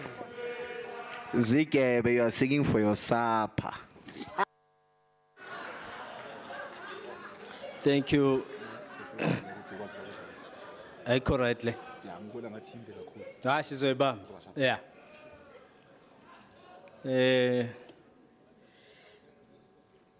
The Honorable Speaker of Council, Councillor Nobihle Mtembu, the Honorable Chief Whip of Council, Councillors Tembiso Zungu, Nama Aishi, members of the Mayoral Committee, council members, councillors of the city of Johannesburg, the residents of Johannesburg, good afternoon. Well, today is indeed a good day. It's a brand new day in Jozi, and I hope everyone is well rested as we enter into this debate and ready for the future which will start today. I didn't want to be dragged into politicking today, but it is also important to correct what may be regarded as misinformation in this chamber. And to all African-speaking councillors, Councillor Boer, we recognize your 100 years.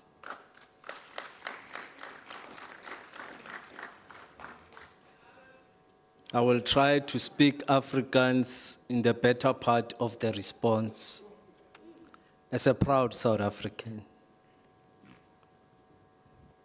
Ons Yerkenjo. I hope I've spoken the right Afrikaans. Comrade Margaret, am I correct? I'm a proud South African precisely because when we took over in 1994, we adopted 11 official languages, conscious of the fact that we are a diverse nation and we're in a project to build a nation. Therefore, we did hear and understand the input made this morning in Afrikaans. Councillor Harris, Exodus chapter 1 says, I quote, God appoints Moses to lead the people out of bondage, and Moses serves God's spokesman. Close quote. We are the spokesperson of the people of Johannesburg as we are seated here. They appoint us to lead, and I'm glad that the majority of political parties headed to the call of not punching holes, but rather focus on bringing voices from their constituencies to the debate. For this, I thank you. Madam Speaker, let me take you through the process of crafting and drafting any State of the City address. The drafting of the state address, the city state address, started 6 months before it was delivered yesterday. We held a mayoral lekgotla in November as a mayoral committee together with the administration. In that lekgotla, we reimagined Johannesburg. That lekgotla was attended, amongst others, by ministers of government, the Deputy Minister of Water, the Minister of DTI, the Minister of Human Settlements, and other government officials who attended that meeting and gave us insights and inputs into matters related to our city called Johannesburg. That lekgotla was then followed by stakeholder engagements, where we brought external thoughts into the city planning and budgeting process.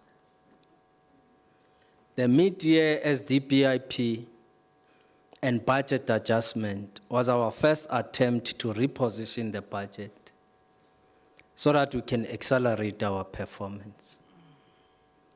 The IDP consultation process was a crucial part of the process, and management consolidated issues for consideration for soccer in the IDP and budget.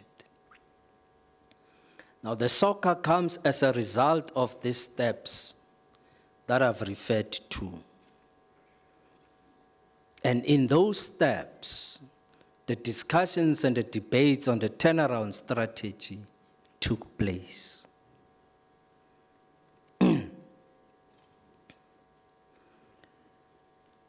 Now, before the soccer was delivered, indeed, a process of consultation report was given to us to consolidate the soccer.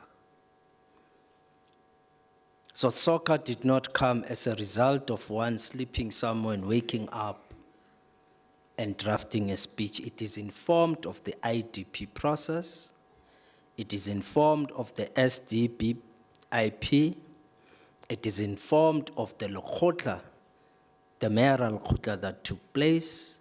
It is informed of the budget adjustment council meeting that took place.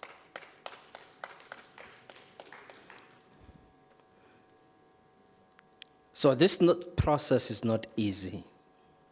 We need to fast-track results because the people of Johannesburg kept raising concerns that we could not ignore. To mediate these difficulties, we reached out to the president for the presidential support package. And we are lucky that we received a positive response from His Excellency President Cyril Ramaphosa. Cyril Ramaphosa is the President of the Republic of South Africa. Sello Dada Morero is the Executive Mayor of the City of Johannesburg.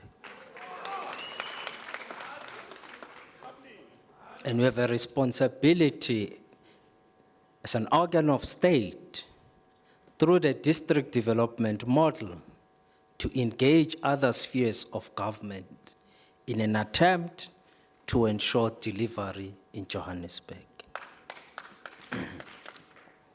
The first task of the presidential support package is to present society with a Johannesburg turnaround strategy. I too am a resident of Johannesburg, by the way, and I participate actively in the presidential process. Yesterday, the president publicly said that he received my email. And he will be considering to make inputs into the proposal of the strategy that, in fact, was a process of the engagements that I've referred to earlier. Included amongst was a stakeholder consultation in the build-up process. So the turnaround strategy will be published, of course, by the presidential task team in due course. You too may make submissions to the turnaround strategy. The door is not closed.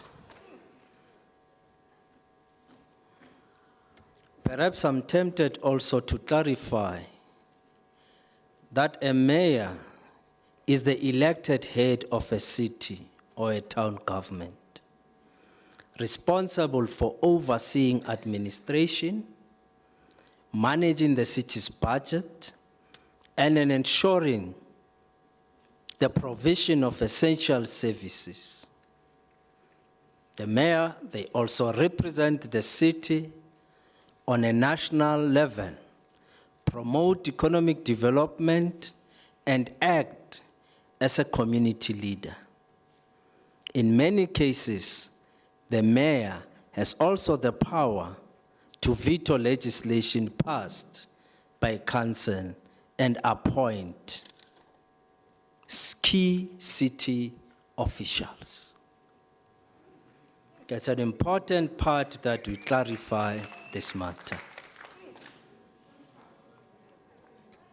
Fellow councillors, our priority is to focus on bylaw enforcement, service delivery, and service delivery is a critical step in the right direction. We are noting the progress made. It is the impact that we need to talk about. Joburgers are concerned about their city. We must respond to their concerns. We've been engaged in the IDP consultation process, and we can see their frustrations. However, I appreciate that residents are noting the progress we are making. For us, this should symbolize that we are on the right direction. Indeed, we are not going to ignore concerns as raised through the IDP consultation processes, which are an important element of government's process to arrive at the budget. Well, local government is complex and requires complex solutions.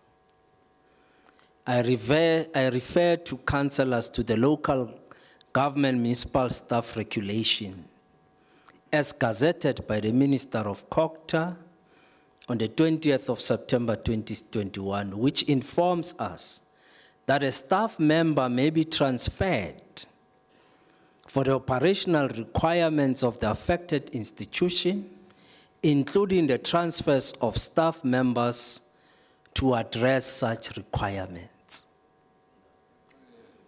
Now, only the city manager is a Section 57 employee. Let me remind you, all direct reports to the city manager are now permanent employees.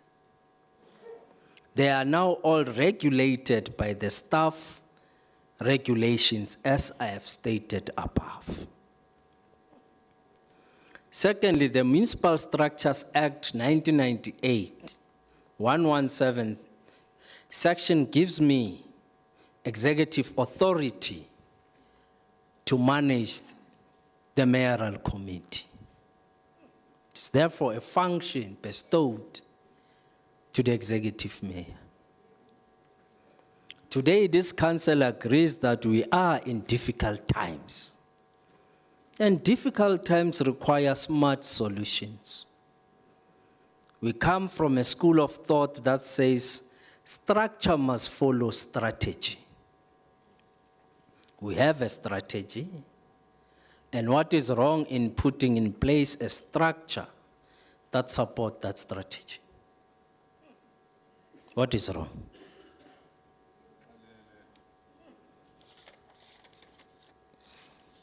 It is important to also note that council reports are the following.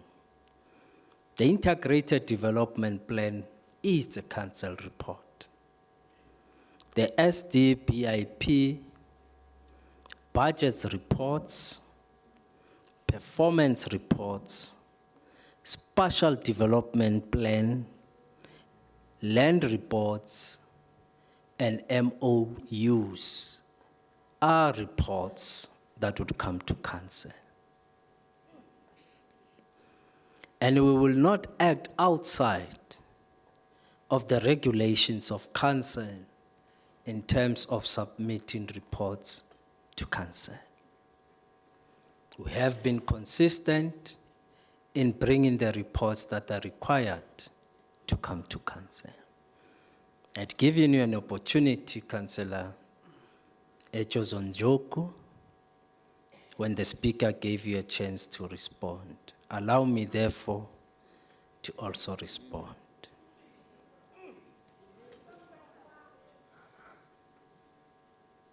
The caucus leader.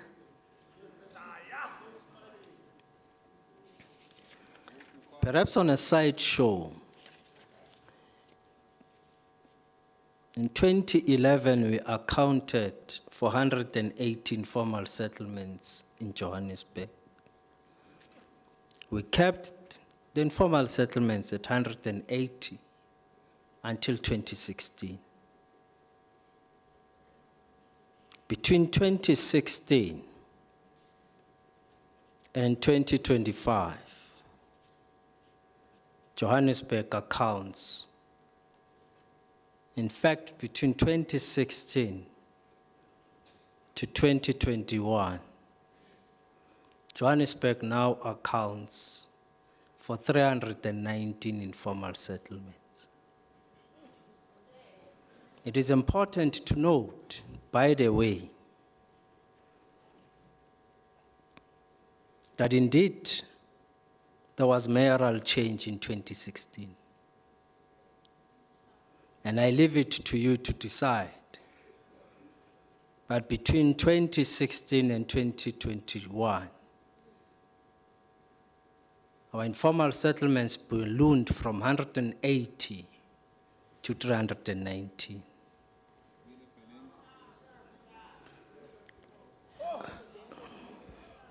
I will leave it to this chamber to decide.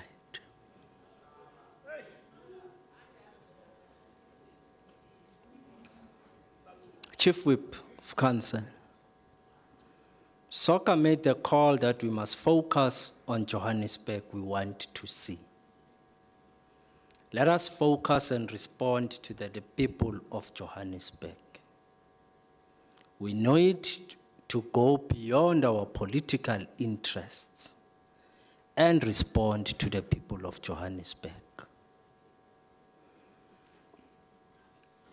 Yesterday, business, government, and civil society gave me feedback that they are in support of the direction presented in soccer. For example, you can read Business Tech Today. Business Tech Today welcomes the bomb squad, which will help us to defuse the ticking bomb in Johannesburg.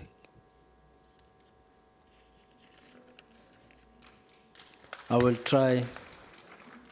Councillor Khatebe had helped me to define what a bomb squad is in simple terms from the rugby or Springbok point of view, which in fact, that's where I stole the concept, or borrowed. I can't say steal in council, because others will stand up and say, yeah, they are known for stealing. Borrowed from Springbok, which refers to the Springbok strategy of using a bench with a high number of forwards, often 7-to-1 split, or 7 forward, 1 back. And this tactic is designed to bring on a fresh, powerful pack of forwards in the closing stages of a match, creating an advantage in the scrum, line out, and breakdown.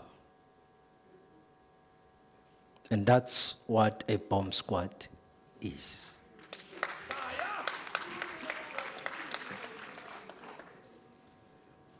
Secondly, change is happening in Lensaria.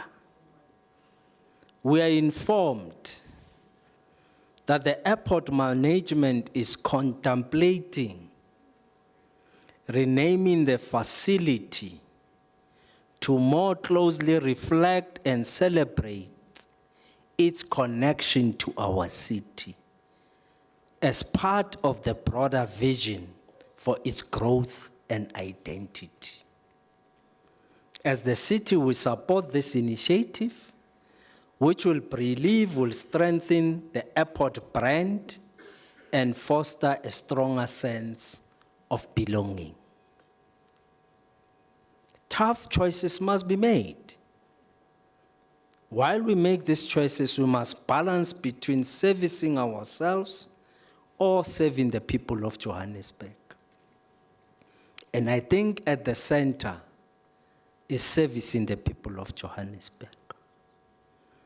Councillor Mabaso, it's no accident that over the years we have been focused on mega projects to unlock housing opportunities for our people. We are proudly saying, for the first time in the history of South Africa, we'll unlock a mega project of 80,000 housing opportunities. It does not only contribute to housing opportunities, but it also contributes to economic growth. So watch the space in Midrand, delivered proudly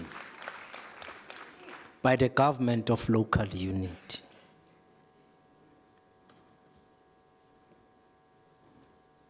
Madam Speaker, before I may sit down, it is not in our interest to compare ourselves. We are in the business of benchmarking against the best in the world. It is not fair to constantly compare with what some say it's where they govern. Because when the truth is then said about where they govern, they then frown. Madam Speaker, one city in South Africa with 4.8 million inhabitants accounts for 2 worlds. Those who come from an ethnic group represented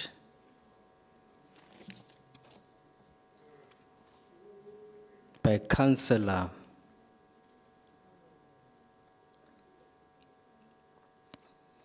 why am I missing your name? No, it can't be Echozonjoku. The councillor from the Zigebe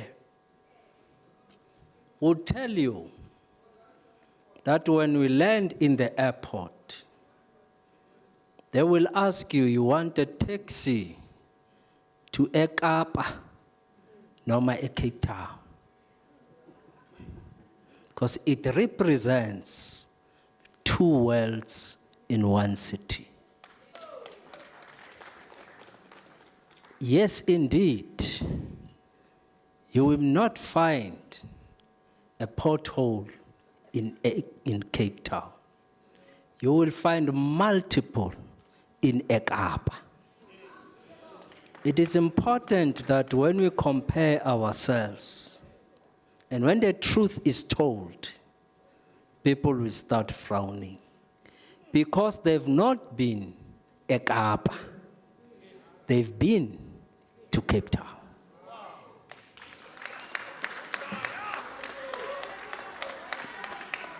Cape Town accounts for 800 informal settlements today. Cape Town spends the lowest in informal settlement grant today. Let's ask them a question. What does that mean? When you spend less on informal settlement grant, let them respond and tell us why. I didn't want to sidetrack this debate, but sometimes it's important to raise these issues in council. Indeed, we will be passing a budget soon.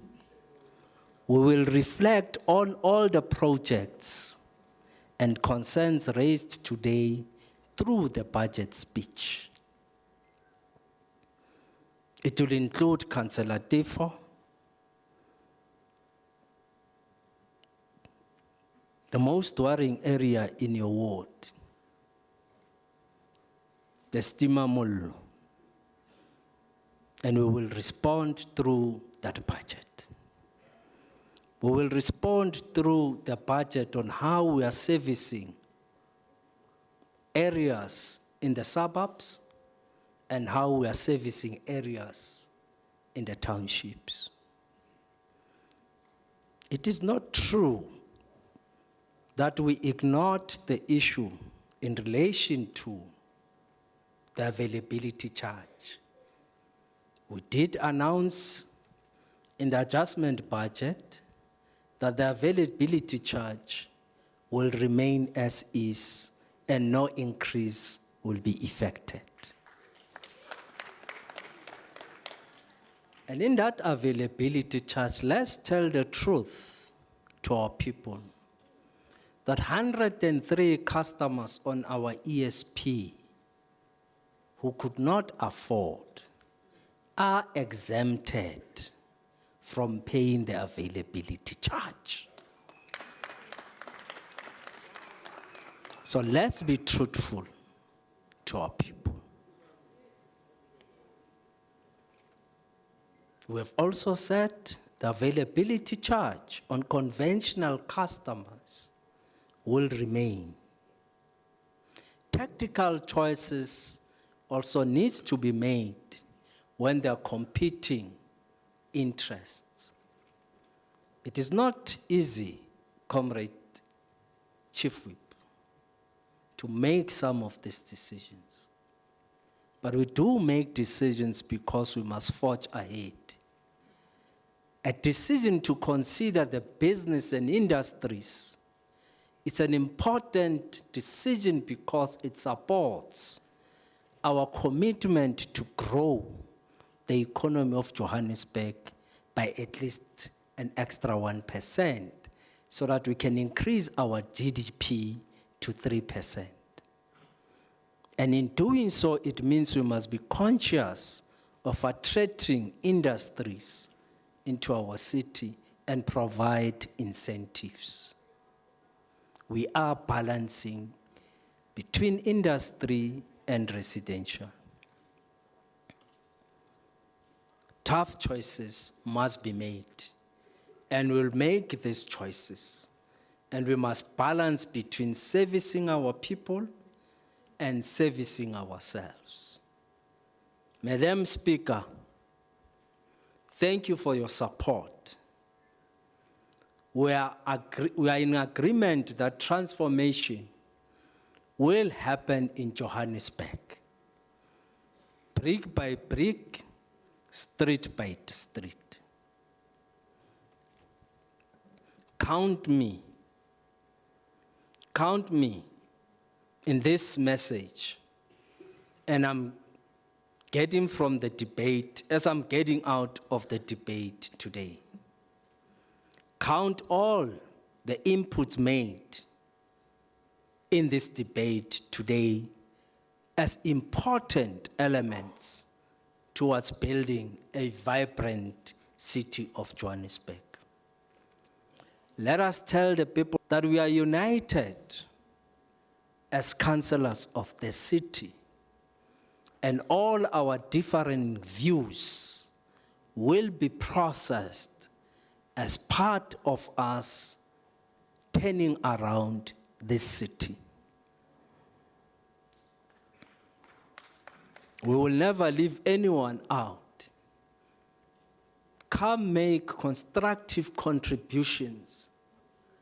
Don't complain. Don't complain. Don't nag. Make constructive contributions so that all of us can change the face of Johannesburg. I've recognized former Mayor Mashaba, and indeed he wrote a book, and he said, the accidental mayor. I didn't make it up. And yes, it's true. He made a commitment to clean the city of Johannesburg. So I didn't make it up. It's the work that he has done, and it's the book that he wrote. So it will be incorrect for you to suggest that the intention was to attack former Mayor Mashaba. No. And none of the mayors. And let me also say to you, ActionSA, the road ahead requires a collective effort. Contribute, challenge us, and when we invite you for contributions, do bring your contributions. It doesn't mean that your contributions are always right. You must therefore allow yourselves to also be engaged. I listened to your so-called State of the City address. You did very well, and you looked very beautiful on screen. And I was saying to Margaret, don't be jealous. You don't have the cleavage. Let us tell the people of Johannesburg that we are united. United we stand, divided we fall. We have a lot to do. Let us get on with it and focus on serving the people of Johannesburg.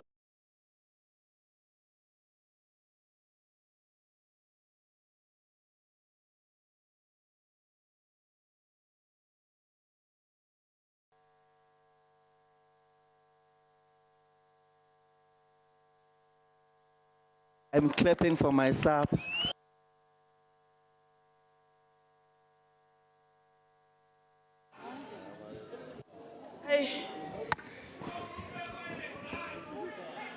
Thank you, Executive Mayor. Zike, you can start singing now.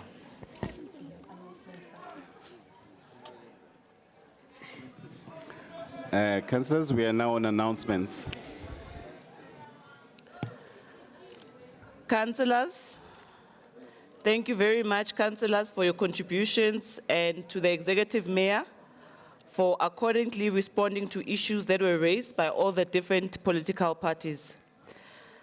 Councillors, you'll advise me here. Remember, we have an extraordinary council meeting that was scheduled to start at 14:30. Should we break for lunch and come back and start with that meeting, or should we adjourn this one and start with the extraordinary? You want lunch? Okay, let's break for lunch and come back at 3:30, please.